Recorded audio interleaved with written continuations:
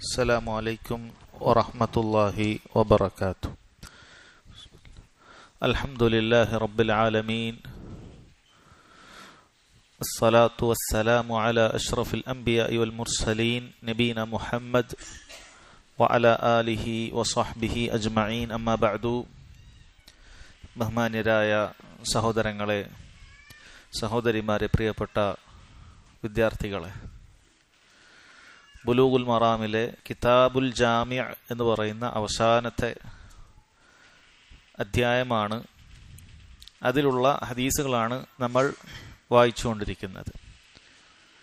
ഹദീസ് ഗ്രന്ഥങ്ങളിലൊക്കെ കിതാബ് കൊണ്ട് ഉദ്ദേശിക്കുന്നത് ഒരുപാട് ഹദീസുകൾ, ഒരുപാട് അധ്യായങ്ങൾ ഉൾക്കൊള്ളുന്ന വലിയൊരു അധ്യായത്തിനാണ് കിതാബ് എന്ന പേരിൽ അറിയപ്പെടുക. ഈ കിതാബുൽ ജാമിഅ 6 അധ്യായങ്ങൾ ഉൾക്കൊള്ളുന്നുണ്ട്. അതിൽ ബാബു സുഹ്ദി വൽ വറ, ഭൗതിക വിരക്തിയുമായി ബന്ധപ്പെട്ട് വന്ന ഹദീസുകൾ ഉൾക്കൊള്ളിച്ചുകൊണ്ടുള്ള കാര്യങ്ങളാണ് സഹോദരങ്ങളെ ഈ അധ്യായത്തിൽ നമ്മൾ വായിച്ചുകൊണ്ടിരിക്കുന്നത്. ഭൗതിക വിരക്തി എന്ന് പറഞ്ഞാൽ നമ്മൾ പറഞ്ഞു, ആഖിറത്തിലേക്ക്, സുഹദ് എന്ന് പറഞ്ഞാൽ ആഖിറത്തിലേക്ക് ഉപകാരമില്ലാത്ത മുഴുവൻ കാര്യങ്ങളെയും ഉപേക്ഷിക്കുക എന്നുള്ളതാണ്. എന്നാൽ വറ എന്ന് പറഞ്ഞാൽ നമുക്ക് ഉപദ്രവമുണ്ടാക്കുന്ന കാര്യങ്ങളെ തൊട്ട് നമ്മൾ ഉപേക്ഷിക്കുക എന്നുള്ളതാണ്. ഉപദ്രവമുണ്ടാക്കുന്ന കാര്യങ്ങളിൽ നിന്നും വിട്ടു നിൽക്കുക എന്നുള്ളതാണ്. അപ്പം അങ്ങനെയുള്ള കാര്യങ്ങളൊക്കെയാണ് നമ്മൾ വായിച്ചുകൊണ്ടിരിക്കുന്നത്. ഇന്ന് ആദ്യമായി നമ്മൾ വായിക്കുന്നത് ഇബ്നു ഉമർ റളിയല്ലാഹു അൻഹുമ അദ്ദേഹം ഉദ്ധരിച്ച ഹദീസാണ്. അബ്ദുല്ലാഹി ഇബ്നു ഉമർ റളിയല്ലാഹു അൻഹുമ, മഹാനായ സഹാബി ഉമർ ബിൻ ഖത്താബ് റളിയല്ലാഹു അൻഹുവിൻ്റെ മകനാണ്. മുത്തബിഉ സുന്ന, സുന്നത്തിനെ അനുധാവനം ചെയ്യുന്ന എന്ന് പ്രത്യേകം അറിയപ്പെട്ട ഒരു സഹാബിയാണ് മഹാനായ സഹാബി അബ്ദുല്ലാഹി ഇബ്നു ഉമർ റളിയല്ലാഹു അൻഹുമ. അദ്ദേഹം പറയാണ്, ഖാല റസൂലുള്ളാഹി സ്വല്ലല്ലാഹു അലൈഹി വസല്ലം, റസൂലുള്ളാഹി സ്വല്ലല്ലാഹു അലൈഹി വസല്ലം പറഞ്ഞു, മൻ തശബ്ബഹ ബിഖൗമിൻ ഫഹുവ മിൻഹും, അഖ്റജഹു അബൂ ദാവൂദ് വസഹഹഹു ഇബ്നു ഹിബ്ബാൻ. അദ്ദേഹം പറയുന്നത്, നബി സല്ലല്ലാഹു അലൈഹി വസല്ലം പറഞ്ഞു, മൻ തശബ്ബഹ ബിഖൗമിൻ, ആരെങ്കിലും ഒരു സമുദായത്തോട് സാദൃശ്യപ്പെട്ടാൽ ഫഹുവ മിൻഹും, അവൻ അവരിൽപ്പെട്ടവനായി എന്നാണ് പറഞ്ഞിട്ടുള്ളത്. മൻ തശബ്ബഹ ബിഖൗമിൻ, ആരെങ്കിലും ഒരു സമുദായത്തോട് സാദൃശ്യപ്പെട്ടാൽ എന്നാണ് പറയുന്നത്. എങ്ങനെയാണ് ഒരു സമുദായത്തോട് സാദൃശ്യപ്പെടുക? അവൻ ആ സമുദായം പ്രത്യേകമായി ചെയ്യുന്ന സാദൃശ്യവുമായി ബന്ധപ്പെട്ട എന്തെങ്കിലുമൊക്കെ ഒരു കാര്യം അവനിൽ ഉണ്ടാകുക എന്നുള്ളതാണ്. ആ സാദൃശ്യം പല രൂപത്തിൽ അവൻ കൊണ്ടുവരും. ചിലപ്പോൾ ആ സമുദായത്തിന് പ്രത്യേകമായിട്ടുള്ള വിശ്വാസ കാര്യങ്ങളിൽ ഇവൻ സാദൃശ്യപ്പെടുന്നതായിരിക്കും. അങ്ങനെയുള്ള സാദൃശ്യം ഉണ്ടാകുന്നുണ്ട്. അത് ഏറ്റവും ഗൗരവമുള്ള സാദൃശ്യപ്പെടലാണ്. കാരണം ഇസ്ലാം അല്ലാത്ത എല്ലാ സമുദായവും വലാലത്തിന്റെ വഴികേടിന്റെ സമുദായങ്ങൾ മാത്രമാണ്. അതുകൊണ്ട് ആരെങ്കിലും അവരുടെ വിശ്വാസ കാര്യങ്ങളിൽ സാദൃശ്യപ്പെട്ടാൽ അത് അവന്റെ ദീനിൽ നിന്ന് തന്നെ പുറത്തു പോകാൻ മതിയായതായിരിക്കണം. ഇനി ഇബാദത്തുകളിൽ സാദൃശ്യപ്പെടുന്ന അവസ്ഥ ഉണ്ട്. മറ്റു മതക്കാരുടെ ഇബാദത്ത്, ആരാധനാ രീതികൾ നമ്മൾ സാദൃശ്യപ്പെടുക, അല്ലെങ്കിൽ ബിദ്അത്തിന്റെ ആളുകളുടെ പ്രത്യേക രീതികളുള്ള ആരാധന കർമ്മങ്ങൾ അഹ്ലുസുന്നത്തി വൽ ജമാഅത്തിന്റെ ആളുകൾ അതിനോട് സാദൃശ്യപ്പെടുക, അങ്ങനെയുണ്ട്. അതുപോലെ വസ്ത്രധാരണയിലുള്ള സാദൃശ്യങ്ങളുണ്ട്. അതുപോലെ ആഭരണങ്ങൾ, മറ്റു മതസ്ഥർ പ്രത്യേകമായി ധരിക്കുന്ന ആഭരണങ്ങൾ, അങ്ങനെയുള്ള ആഭരണങ്ങൾ ധരിച്ചുകൊണ്ടുള്ള സാദൃശ്യപ്പെടലുണ്ട്. ഇതിനല്ലാത്ത ദൈനംദിനികമായ പല രൂപത്തിലുള്ള പ്രവർത്തനങ്ങളുണ്ട്, ആദാത്തുകളുണ്ട്. അവർക്ക് പ്രത്യേകമായിട്ടുള്ള ചില ദൈനംദിന രീതികളുണ്ടെങ്കിൽ അതിനോട് സാദൃശ്യപ്പെടുന്ന കാര്യങ്ങളുണ്ട്. ഹദീസ് അങ്ങനെ മൊത്തത്തിലാണ്, മുഴുവൻ വിഷയങ്ങളെയും ഇതിൽ ഉൾക്കൊണ്ടിട്ടുണ്ട് എന്നാണ്. അതുകൊണ്ട് തന്നെ ഫഹുവ മിൻഹും, അപ്പോൾ അവൻ അവരിൽപ്പെട്ടവനായി എന്നുള്ളത് അത് വ്യത്യസ്ത മറ്റു തെളിവുകളാൽ വിശദീകരിക്കപ്പെടേണ്ട കാര്യമാണ്. കാരണം ആമായ പൊതുവായി വന്ന നിയമമാണ്. അതുകൊണ്ട് ഓരോന്നിനും അതിൻ്റെതായ വിശദീകരണമാണ് ഉണ്ടായിരിക്കുക. സഹോദരങ്ങളെ, ഉദാഹരണത്തിന് ഒരാൾ വിശ്വാസപരമായ കാര്യങ്ങളിൽ മറ്റൊരു വിഭാഗത്തോട് സാദൃശ്യപ്പെട്ടാൽ അത് ഷിർക്ക് പരമായ വിശ്വാസമാണ് എങ്കിൽ സഹോദരങ്ങളെ, അതോടുകൂടി നമ്മുടെ അഖീദ ഫസാദായിപ്പോയി, ഇല്ലാതായിപ്പോയി. മറ്റു മതസ്ഥർ അവർ അവരുടെ ദൈവങ്ങളെ കാണുന്നത് പോലെ നമ്മൾ നമ്മുടെ റബ്ബായ അള്ളാഹു സുബ്ഹാനഹു വ തആലയെ കണ്ടാൽ, അള്ളാഹു തആലക്ക് ശുപാർശകരുണ്ട്, അള്ളാഹുലേക്ക് അടുപ്പിക്കാനായി അവതാര പുരുഷന്മാരുണ്ട് എന്നവർ വിശ്വസിക്കുന്നത് പോലെ അള്ളാഹുവിൻ്റെ നബിമാരും സാലിഹ്യങ്ങളും ഒക്കെ നമുക്ക് അള്ളാഹുവിലേക്ക് അടുപ്പിക്കാനുള്ള ആളുകളാണ്. നമ്മൾ അവരോടാണ് പ്രാർത്ഥിക്കേണ്ടത്. അങ്ങനെ അവർ നമ്മെ അള്ളാഹുലേക്ക് അടുപ്പിക്കും, അവർ നമ്മെ ശുപാർശകരാക്കും തുടങ്ങിയ ഇബാദത്തിന്റെ കാര്യത്തിലാണ് നമ്മൾ സാദൃശ്യപ്പെടുന്നത് എങ്കിൽ, സഹോദരങ്ങളെ, അഖീദയുടെ കാര്യത്തിലാണെങ്കിൽ, വിശ്വാസപരമായ കാര്യത്തിലാണ് എങ്കിൽ അത് ഗൗരവമുള്ള, ദീനിൽ നിന്ന് തന്നെ പുറത്തു പോകാൻ മതിയായ കാര്യമാണ്. രണ്ടാമത് നമ്മൾ പറഞ്ഞു ഇബാദത്തിന്റെ കാര്യത്തിലൊക്കെ സാദൃശ്യപ്പെടും. ഇപ്പോൾ ചില അഗ്നി ആരാധകർക്ക് അവരുടേതായ ചില രീതികൾ ഉണ്ടാകും. അതുപോലെ തന്നെ മജൂസികൾക്ക് അവരുടേതായ ചില രീതികൾ ഉണ്ടാകും. ലൈറ്റൊക്കെ അണച്ചുകൊണ്ട് ഒരു മെഴുകുതിരി വട്ടത്തിൽ അങ്ങനെയുള്ള ഇബാദത്തുകൾ നടത്തുന്ന ചില ആരാധന കർമ്മങ്ങളുണ്ട്. അല്ലെങ്കിൽ ചില സൂഫികളൊക്കെ ചെയ്യുന്ന ഒരു പ്രത്യേക രൂപത്തിൽ ആട്ടവും തുള്ളലും ഒക്കെ ആയിട്ട് ഇബാദത്തുകൾ ചെയ്യുന്ന രൂപങ്ങളുണ്ട്. അത് നമ്മൾ അനുകരിക്കാൻ പാടില്ല. എന്നുള്ളതാണ്. അതുപോലെ സാധാരണ ആദാത്തുകളിൽ, ദൈനംദിന പ്രവർത്തനങ്ങളിലൊക്കെ മറ്റു സമുദായത്തിന് പ്രത്യേകമായ ചില രീതികളൊക്കെ ഉണ്ടാകും.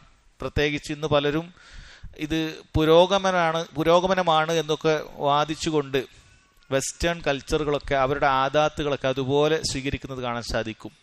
പ്രത്യേകിച്ചും ഇസ്ലാമിന് എതിരായിക്കൊണ്ടുള്ള ചില കാര്യങ്ങളൊക്കെയാണത്. ഇപ്പോൾ ഇടതു കൈ കൊണ്ട് ഭക്ഷിക്കുക എന്നൊക്കെ ചിലരത് പുരോഗമനമാണ്, രണ്ട് കൈയും കൂടി കൂട്ടി വേണം നമ്മൾ ഭക്ഷിക്കാൻ.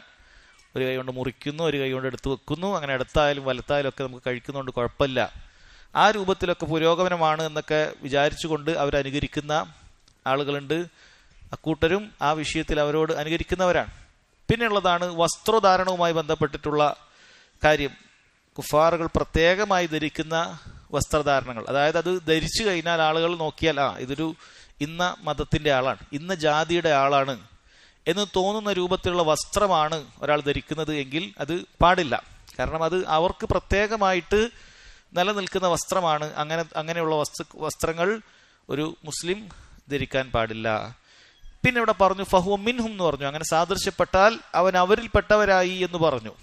ഉദാഹരണത്തിന് ഒരാൾ ഒരു കാഫിറിന്റെ വിശ്വാസമോ ആചാരമോ അങ്ങനെയൊക്കെയാണോ, അതല്ല അവന്റെ രൂപമൊക്കെയാണ് ഒരാൾ പിൻപറ്റിയിട്ടുള്ളത് എങ്കിൽ, സാദൃശ്യപ്പെട്ടിട്ടുള്ളത് എങ്കിൽ, അതിന്റെ അർത്ഥം ഫഹുവ മിൻഹും എന്ന് പറഞ്ഞാൽ ഫഹുവ കാഫിർ എന്നാണോ, അവൻ കാഫിറായി എന്നാണോ എന്ന് നിരുപാധികമായി പറയാൻ സാധിക്കുന്നതല്ല. പണ്ഡിതന്മാർ പറയുന്നു ഹുവ അല ഹസബി ശിബ്, അവൻ ഏത് വിഷയത്തിലാണോ സാദൃശ്യപ്പെട്ടത് അതിന്റെ അടിസ്ഥാനത്തിലാണ്. നാം തുടക്കത്തിൽ പറഞ്ഞു വിശ്വാസപരമായ സാദൃശ്യപ്പെടലാണ് എങ്കിൽ, അവനുള്ളതുപോലെയുള്ള വിശ്വാസമാണ് ഇവനുള്ളത് എങ്കിൽ, ബഹുദൈവാരാധനയുമായി ബന്ധപ്പെട്ടതോ അല്ലെങ്കിൽ അതുമായി ബന്ധപ്പെട്ട അങ്ങനെയുള്ള വിശ്വാസമാണ് ഇവനെങ്കിൽ ഫഹുവ മിൻഹും, ശരിയാണ്, അവൻ കാഫിറായി പോകും. ശിർക്കൻ വിശ്വാസങ്ങൾ ഇവന്റെ വിശ്വാസമായി ഇവൻ സ്വീകരിച്ചു കഴിഞ്ഞാൽ അവൻ കാഫിറായി പോകും. അപ്പൊ അദ്വൈതവാദം, എല്ലാത്തിലും ദൈവമുണ്ട് എന്നുള്ള വിശ്വാസം, അത് മറ്റു മതസ്ഥരിലുള്ള വിശ്വാസമാണ്. അതേ വിശ്വാസം ഒരു സൂഫി അവൻ പറയാണ് എല്ലാത്തിലും റബ്ബുണ്ട്, ഞാനും നീയും ഒക്കെ റബ്ബാണ്, ഞാനും നീയും റബ്ബല്ലാതെ മറ്റൊന്നുമില്ല, എല്ലാത്തിലും റബ്ബിന്റെ അംശം അലിഞ്ഞു ചേർന്നിട്ടുണ്ട്, നഊദുബില്ല. അങ്ങനെയുള്ള വിശ്വാസം ഒരാൾക്കുണ്ട് എങ്കിൽ അവൻ ദീനിൽ നിന്ന് തന്നെ പുറത്തു പോകുന്ന വിശ്വാസമാണ് എന്ന് മനസ്സിലാക്കുക. അത് വിശ്വാസപരമായ സാദൃശ്യപ്പെടലാണ്. എന്നാൽ അതല്ലാത്ത, ഉദാഹരണത്തിന് വസ്ത്രധാരണത്തിൽ കാഫറുകൾ മാത്രം ധരിക്കുന്ന ഒരു പ്രത്യേക വസ്ത്രം നമ്മൾ വിചാരിക്കുക. വസ്ത്രധാരണത്തിൽ ഒരാൾ അതേപോലെ സാദൃശ്യപ്പെട്ടാൽ അവൻ കാഫിറാണ് എന്ന് നമ്മൾ പറയുമോ? അതല്ല, അവൻ ആ ചെയ്ത പ്രവൃത്തിയിൽ അവരോട് സാദൃശ്യപ്പെട്ടു എന്ന് പറയുമോ? രണ്ടാമത്തേതാണ്. അതായത് ആ ചെയ്ത പ്രവൃത്തിയിൽ അവൻ സാദൃശ്യപ്പെട്ടു എന്നേ നമ്മൾ പറയുകയുള്ളൂ. അതല്ലാതെ അങ്ങനെ ഒരു വസ്ത്രധാരണം അവൻ സ്വീകരിച്ചു എന്നതിന്റെ അടിസ്ഥാനത്തിൽ ഒരിക്കലും അവൻ കാഫിറാണ് എന്ന് പറയുകയില്ല എന്ന് പ്രത്യേകം മനസ്സിലാക്കുക.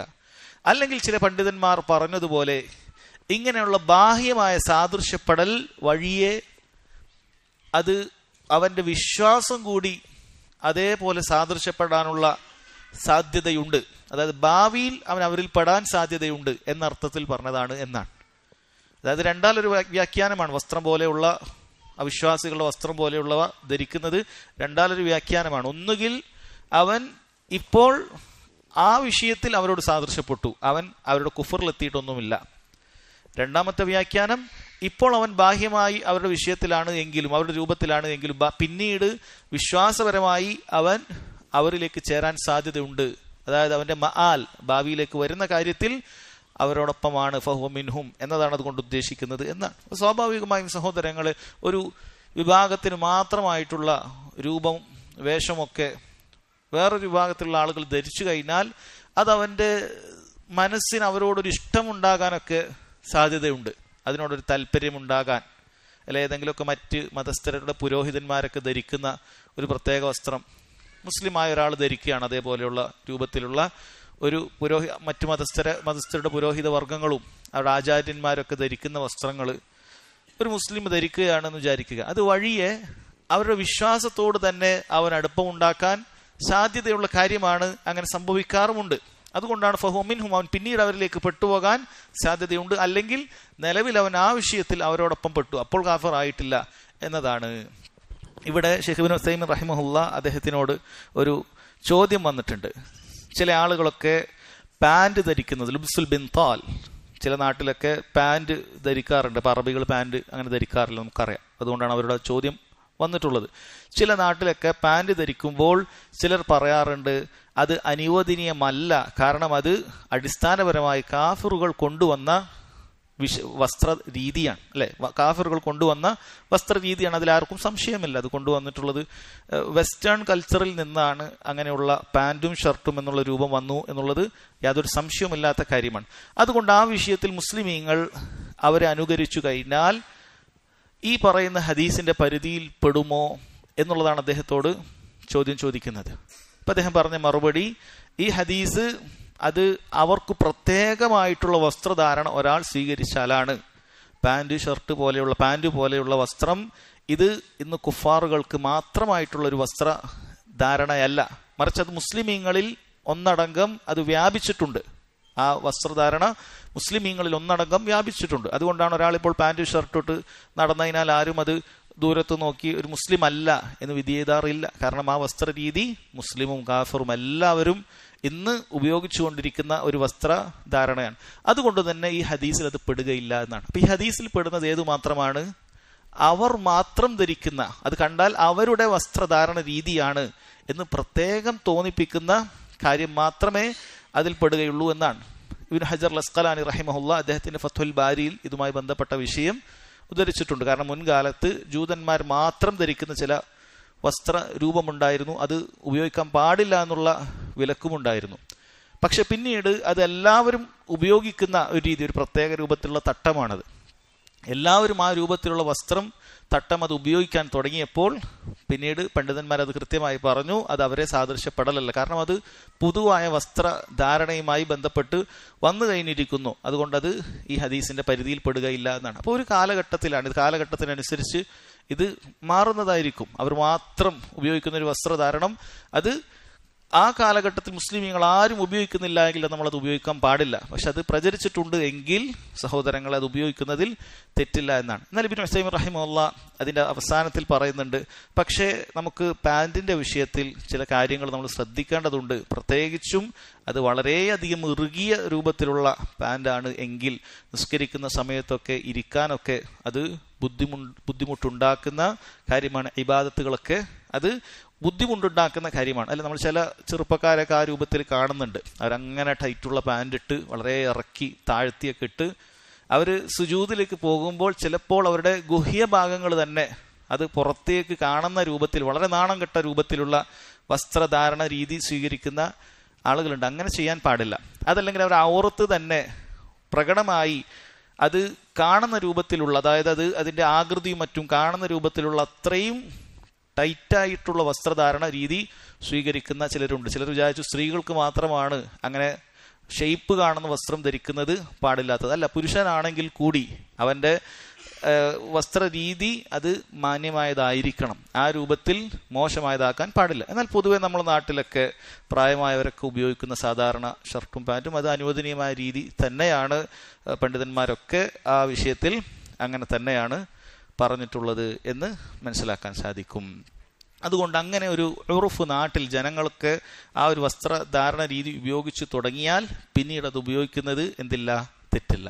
എന്നാൽ വിശ്വാസപരമായ വല്ലതും ബന്ധപ്പെട്ടിട്ടുള്ള വസ്ത്രധാരണ രീതിയോ അല്ലെങ്കിൽ അങ്ങനെയുള്ള വല്ല ആചാരമാണോ ആണ് എങ്കിൽ അത് മുസ്ലിമീങ്ങൾ ഉപയോഗിച്ച് തുടങ്ങിയാൽ പോലും സഹോദരങ്ങളെ അത് പാടില്ല എന്നാണ് പറയുന്നത്. ഉദാഹരണം ഇബ്നു ഉസൈമീൻ റഹിമഹുല്ലാ അദ്ദേഹം പറയുന്നുണ്ട്, ഈ വെഡ്ഡിംഗ് റിങ് കല്യാണ വേളയിൽ ധരിപ്പിക്കുക, വരൻ വധുവിന് ധരിപ്പിച്ചു കൊടുക്കുക, വെഡ്ഡിംഗ് റിങ് കല്യാണ വേളയിൽ ധരിപ്പിച്ചു കൊടുക്കുക എന്നുള്ളത് അതൊരു വിശ്വാസപരമായ ഒരു കാര്യം അതിലുണ്ട്.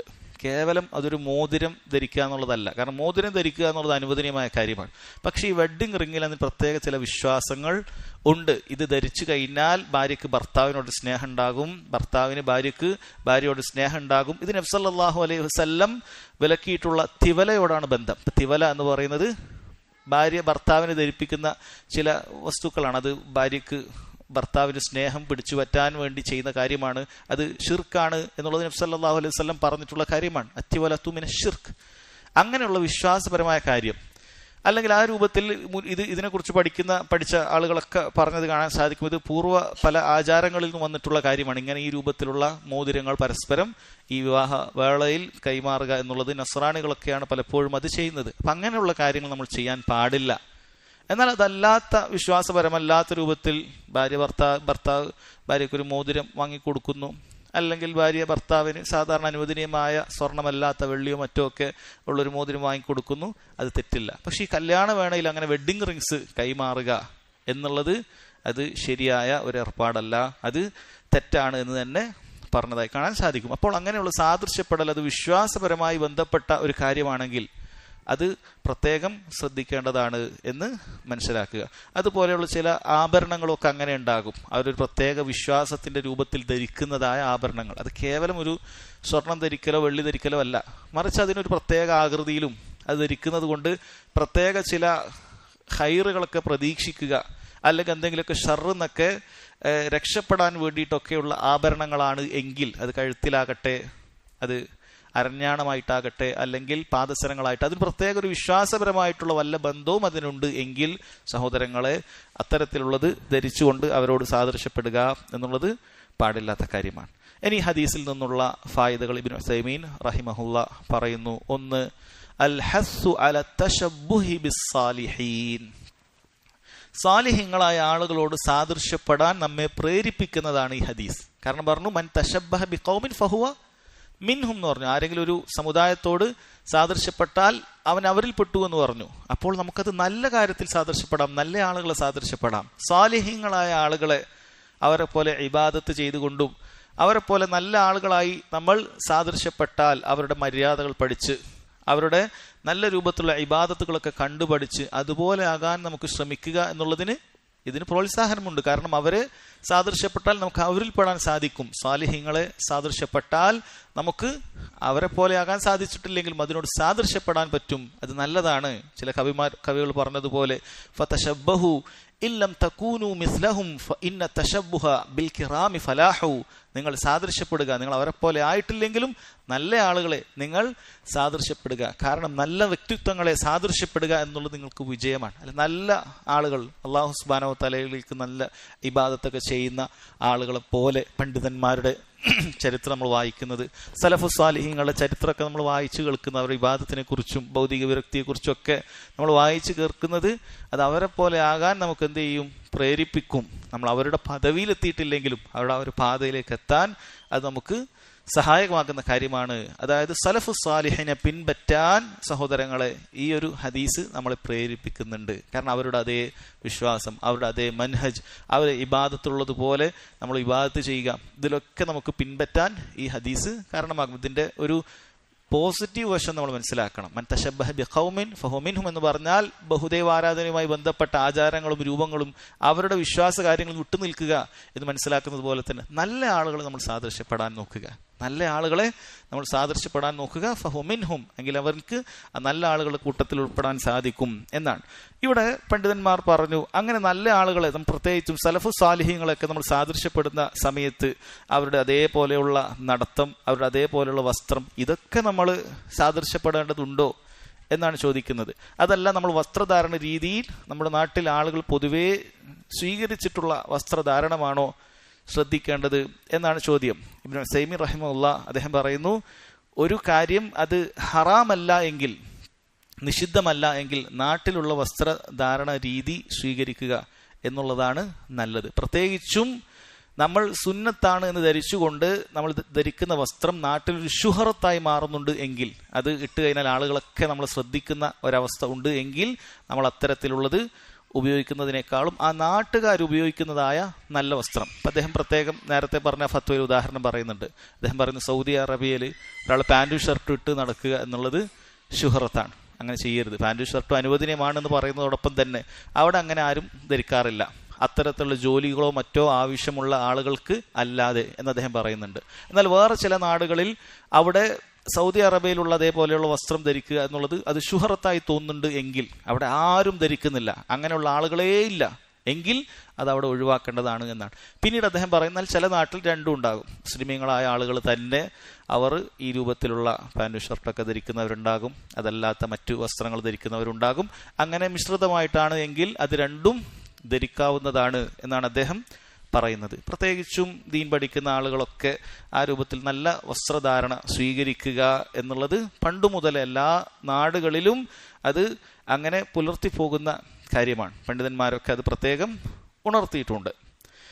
രണ്ടാമത്തെ കാര്യം തഹദീറു മിൻ തശബ്ബുഹി ബിൽ കുഫാർ, കുഫാറുകളോട് സാദൃശ്യപ്പെടുന്നതിൽ നിന്നും താക്കീതാണ്. ശരി, ഇതിന്റെ ഹുക്കം എന്താണ്? ഫഹുവ മിൻഹും എന്ന് പറഞ്ഞു. മൻ തശബ്ബഹ ബിഖൗമിൻ ഫഹുവ മിൻഹും, ആരെങ്കിലും അങ്ങനെ സാദൃശ്യപ്പെട്ടു എന്ന് വിചാരിക്കുക, അതിന്റെ ഹുക്കം എന്താണ്? അതിന്റെ ഹുക്കം അത് ഹറാമാണ് എന്നാണ്, നിഷിദ്ധമാണ് എന്നാണ്. ഷെയ്ഖുൽ ഇസ്ലാം ഇബ്നു തൈമിയ്യ റഹിമഹുല്ലാ അദ്ദേഹത്തിന്റെ ഇഖ്തിലാഉസ് സിറാത്തുൽ മുസ്തഖീം, ഇത് ഈ വിഷയവുമായി ബന്ധപ്പെട്ട് പ്രത്യേകമായി അദ്ദേഹം എഴുതിയ ഒരു കിതാബാണ്. അദ്ദേഹം പറയുന്നുണ്ട് അഖല്ലു അഹ്വാലി ഹാദൽ ഹദീസി അത്തഹരീം, ഈ ഹദീസിന്റെ ഏറ്റവും കുറഞ്ഞൊരവസ്ഥ എന്ന് പറയുന്നത് ഈ ഹദീസുമായി ബന്ധപ്പെട്ട് പറയാനുള്ളത് നിഷിദ്ധമാണ്. അതായത് മറ്റൊരു വിഭാഗത്തിന്റെ വസ്ത്രധാരണം നമ്മൾ അതേപോലെ പകർത്തുക, അവരുടെ ഒരു പ്രത്യേക ആചാര്യന്മാർ ധരിക്കുന്ന ഒരു വസ്ത്രരീതി അതേപോലെ പകർത്തുക എന്ന് പറയുന്ന ഏറ്റവും കുറഞ്ഞ രൂപം അത് നിഷിദ്ധമാണ്, ഹറാമാണ് എന്നാണ്. വഇൻ കാന ളാഹിറുഹു യഖ്തദി കുഫ്റൽ മുതശബ്ബഹ ബിഹിം, കാരണം അവന്റെ ബാഹ്യമായ ആ രൂപം അത് കുഫറിനോടാണ് സാദൃശ്യമുള്ളത് എങ്കിൽ പോലും, അത് കുഫറിനോടാണ് സാദൃശ്യമുള്ളത് എങ്കിൽ പോലും ഏറ്റവും കുറഞ്ഞത് അത് നിഷിദ്ധമാണ്, ഹറാമാണ് എന്നാണ്. അതുകൊണ്ടത് ചെയ്യാൻ പാടില്ല എന്നാണ്. പിന്നെ ഒരു ഫായദ അദ്ദേഹം പറയുന്നത് അന്നഹു മത്താ ഹസല ശബ്ഹ് സബതൽ ഹുക്ം, എപ്പോഴാണോ സാദൃശ്യം ഉണ്ടായത് അപ്പോൾ അതിന്റെ വിധി വന്നു എന്ന് പറഞ്ഞാൽ ചിലർ പറയും ഞാൻ അങ്ങനെ സാദൃശ്യപ്പെടാൻ ഉദ്ദേശിച്ചിട്ടില്ല എന്ന് പറയും. അതിന്റെ ഉദ്ദേശത്തിന്റെ ആവശ്യമൊന്നുമില്ല. നീ ബാഹ്യമായി അങ്ങനെയുള്ള ഒരു കോലം കെട്ടിയാൽ, ഒരു വിഭാഗത്തിന്റെ പ്രത്യേക രൂപം, അവരെ മാത്രം തിരിച്ചറിയുന്നതായ രൂപം നീ ബാഹ്യമായി കെട്ടിക്കഴിഞ്ഞാൽ നിന്റെ ഹുക്ം അത് വന്നു. ഫഹുവ മിൻഹും എന്ന് പറയുന്ന ഹദീസിന്റെ ഹറാം അവൻ പ്രവർത്തിച്ചു എന്നത് പറയാൻ സാധിക്കുന്ന അതിന്റെ വിധി അങ്ങനെയായി മാറും. എന്നാൽ അവന്റെ ഉദ്ദേശം എന്താണ്? അത് അവനും അള്ളാഹു സുബ്ഹാനഹു വ തആലയുമായി ബന്ധപ്പെട്ട കാര്യമാണ്. പക്ഷെ അവന്റെ ബാഹ്യമായി അവൻ ഫഹുവ മിൻഹും, ഈ ഹദീസിന്റെ വിധി അവൻ വിധിക്കാൻ മതിയായതാണ്, അവൻ സാദൃശ്യപ്പെടുക എന്നുള്ളത് തന്നെ മതിയായതാണ്. നിന്റെ നീയത്ത് പരിഗണിക്കപ്പെടേണ്ടതില്ല, പരിഗണിക്കുകയില്ല. പക്ഷേ അവൻ ഏതുദ്ദേശത്തിലാണ് ഇത് ധരിച്ചത് എന്നൊക്കെ അത് അവനും അള്ളാഹുവായിട്ടുള്ള കാര്യമാണ്. എന്ത് തന്നെയായാലും ബാഹ്യമായി അവൻ ഒരാൾ സാദൃശ്യപ്പെട്ടാൽ പിന്നെ എന്റെ നീയത്ത് അങ്ങനെയായിരുന്നില്ല ഇങ്ങനെയായിരുന്നു എന്നൊന്നും പറയുന്നത് കൊണ്ട് കാര്യമില്ല. സാദൃശ്യപ്പെട്ടാൽ സാദൃശ്യപ്പെട്ട് കഴിഞ്ഞിരിക്കുന്നു എന്ന് മനസ്സിലാക്കുക. അതുപോലെ സ്ത്രീകളൊക്കെ ശ്രദ്ധിക്കേണ്ട കാര്യമാണ്. ഇന്ന് മറ്റു മതസ്ഥര് അവരിൽ നിന്നും പിൻപറ്റിക്കൊണ്ട് ഇസ്ലാമിക ഹിജാബൊക്കെ വലിച്ചു മാറ്റിക്കൊണ്ട് മറ്റ് പാശ്ചാത്യരെന്താണോ വേഷം കൊണ്ടുവരുന്നത്, അവരെന്താണോ ഡിസൈൻ ചെയ്തിട്ടുള്ളത് അതുപോലെ ധരിക്കുക. അല്ലെ, പെട്ടെന്ന് കണ്ടാലൊരു മുസ്ലിം സ്ത്രീയാണോ അല്ലെ നസ്രാണിയാണോ എന്ന് മനസ്സിലാക്കാൻ സാധിക്കാത്ത കോലമാണ് പല സ്ത്രീകളും ധരിച്ചുകൊണ്ടിരിക്കുന്നത്. അത് യഥാർത്ഥത്തിൽ ഫഹുവ മിൻഹും, ഈ പറഞ്ഞ ഹദീസിന്റെ പരിധിയിൽപ്പെടുന്നതാണ്. സ്ത്രീകൾ ഹിജാബ് മാറ്റി അതല്ലാത്ത വസ്ത്രം ധരിക്കുക എന്നുള്ളത് തന്നെ അവർക്ക് നിഷിദ്ധമായ കാര്യമാണ്. അതോടൊപ്പം അത് മറ്റു മതസ്ഥരിൽ നിന്നും കൊണ്ടുവന്നാൽ, അല്ലെ, സ്ത്രീകളെ സംബന്ധിച്ചിടത്തോളം ഒരു ഹിജാബ് അല്ലാത്ത ഏതൊരു വസ്ത്രധാരണ രീതി സ്വീകരിച്ചാലും മിക്കവാറും ഈ രൂപത്തിലാണ്. കാരണം മുസ്ലിമീങ്ങൾക്ക് പറഞ്ഞ സ്ത്രീകൾക്ക് എല്ലാ കാലത്തും ഒരേ വേഷമാണ്. നമ്മുടെ മുസ്ലിം സ്ത്രീകൾക്ക് അവർക്ക് അഭിമാനിക്കാവുന്ന ഒരു കാര്യമാണ്. അവരിന്നും ധരിച്ചുകൊണ്ടിരിക്കുന്ന ഈ വസ്ത്രധാരണ രീതി അത് തന്നെയാണ് നൂറ്റാണ്ടുകൾക്ക് മുമ്പ് നമ്മുടെ ഉമ്മമാരായ ആയിഷ റളിയല്ലാഹു അൻഹ മുതൽ നബി സല്ലല്ലാഹു അലൈഹി വസല്ലം ഭാര്യമാരും ശേഷക്കാരും ഏറ്റവും ഉന്നതമായ തലമുറയിലുള്ള ആളുകളൊക്കെ ധരിച്ച അതേ വസ്ത്ര രീതിയാണ് സ്ത്രീകൾ ഇന്നും ധരിച്ചുകൊണ്ടേയിരിക്കുന്നത്. പുരുഷന്മാരിൽ പലതും മാറ്റങ്ങളൊക്കെ സംഭവിച്ചിട്ടുണ്ട്. നബി സല്ലല്ലാഹു അലൈഹി വസല്ലം ധരിച്ചതുപോലെയുള്ള തുണിയും മേൽമുണ്ടും ഇസാറും രിദാഉം ഒന്നും നമ്മളിന്ന് ധരിക്കുന്നില്ല. പക്ഷെ സ്ത്രീകളുടെ വസ്ത്രധാരണ രീതി അങ്ങനെ തന്നെയാണ് എന്ന് കാണാൻ സാധിക്കും. അത് ഉപേക്ഷിച്ചുകൊണ്ട് മറ്റു മതസ്ഥർ കൊണ്ടുവരുന്ന രൂപത്തിലുള്ള വസ്ത്രധാരണകൾ അവർ സ്വീകരിക്കുന്ന സമയത്ത് ബാഹ്യമായി നോക്കുമ്പോൾ തന്നെ അത് മുസ്ലിമാണോ അല്ല കാഫറത്താണോ എന്ന് മനസ്സിലാക്കാൻ സാധിക്കാത്ത അവസ്ഥയാണ് പലപ്പോഴും സ്ത്രീകൾക്കുള്ളത്. അതുകൊണ്ട് അത് വലിയ കടുത്ത തെറ്റാണ് എന്ന് മനസ്സിലാക്കുക. അതുപോലെ സഹോദരങ്ങളെ, ഈ ഹദീസ് ബാധകമാകുന്ന മറ്റു ചില രംഗങ്ങളാണ്. അവിശ്വാസികളായ ആളുകളുടെ എന്തെങ്കിലുമൊക്കെ ആഘോഷങ്ങൾ വരുന്ന സമയത്ത് അവർ ധരിക്കുന്ന, പ്രത്യേകിച്ചും അവരത് ആഘോഷങ്ങൾക്ക് മാത്രമായി ധരിക്കുന്ന ചില പ്രത്യേക വേഷവിധാനങ്ങൾ മുസ്ലിമായ ആണും പെണ്ണും ചെറുപ്പക്കാരനും ചെറുപ്പക്കാരിയും ഒക്കെ ധരിക്കുന്ന ഒരവസ്ഥ വളരെ ഖേദകരമായ അവസ്ഥയാണ് അല്ലേ? ഇപ്പോൾ നടക്കുന്ന ഓണവുമായി ബന്ധപ്പെട്ട് അത് യഥാർത്ഥത്തിൽ ഹൈന്ദവ ആചാരപ്രകാരമുള്ള അവരുടെ ഒരു ആഘോഷമാണ്. അത് അവർക്ക് ആഘോഷിക്കാം എന്നല്ലാതെ നമ്മെ സംബന്ധിച്ചിടത്തോളം അതിൽ എന്താണ് നമ്മുടെ റോൾ? നമുക്ക് രണ്ട് ഈദേ ഉള്ളൂ. അവരുടെ ആഘോഷങ്ങൾ അത് അവർക്ക് ആഘോഷിക്കാനുള്ളതാണ്. നമുക്കതുമായി യാതൊരു ബന്ധവും നമുക്കില്ല. പക്ഷെ ചിലർക്ക് ഞാൻ വലിയൊരു ഞാനൊരു വലിയ സോഷ്യലാണ്, ലിബറലാണ്, എനിക്കങ്ങനെ എൻ്റെ മതം മാത്രം അങ്ങനെയൊന്നുമില്ല, ഞാൻ എല്ലാ മതങ്ങളെയൊക്കെ ആദരിക്കുകയും എല്ലാ മതങ്ങളോടൊക്കെ എനിക്ക് വലിയ കൂറുണ്ട് എന്നൊക്കെ തെളിയിക്കാൻ അള്ളാഹു സുബ്ഹാനഹു വതആല നിഷിദ്ധമാക്കിയ, നബി സല്ലല്ലാഹു അലൈഹി വസല്ലം നിഷിദ്ധമാക്കിയ ഈ രീതി അവർ പിൻപറ്റുന്നത് കാണാൻ സാധിക്കും. സ്ത്രീകളാണെങ്കിൽ പ്രത്യേകം ഒരു സെറ്റ് സാരിയൊക്കെ ഉടുത്തുകൊണ്ട്, അല്ല, ഒന്നാമത് അവർ ഹിജാബ് ഇല്ലാതെ പുറത്തിറങ്ങുക എന്നുള്ളത് നിഷിദ്ധമായ കാര്യമാണ്. അതോടൊപ്പം അങ്ങനെ ഹൈന്ദവ സ്ത്രീകൾ ധരിക്കുന്നതായ രൂപം ധരിച്ചുകൊണ്ട് പുറത്തിറങ്ങുക എന്നുള്ളത് ഈ ഹദീസിൽ പെടുകയാണ്. അതുപോലെ പുരുഷന്മാരായ ആളുകൾ പ്രത്യേകം കസവുമുണ്ടും അതുപോലെയുള്ള ഷർട്ടും ഒക്കെ ധരിച്ച് അതിനോട് സാദൃശ്യപ്പെടുക എന്നുള്ളത് ഇത് ശരിയായ കാര്യമേ അല്ല.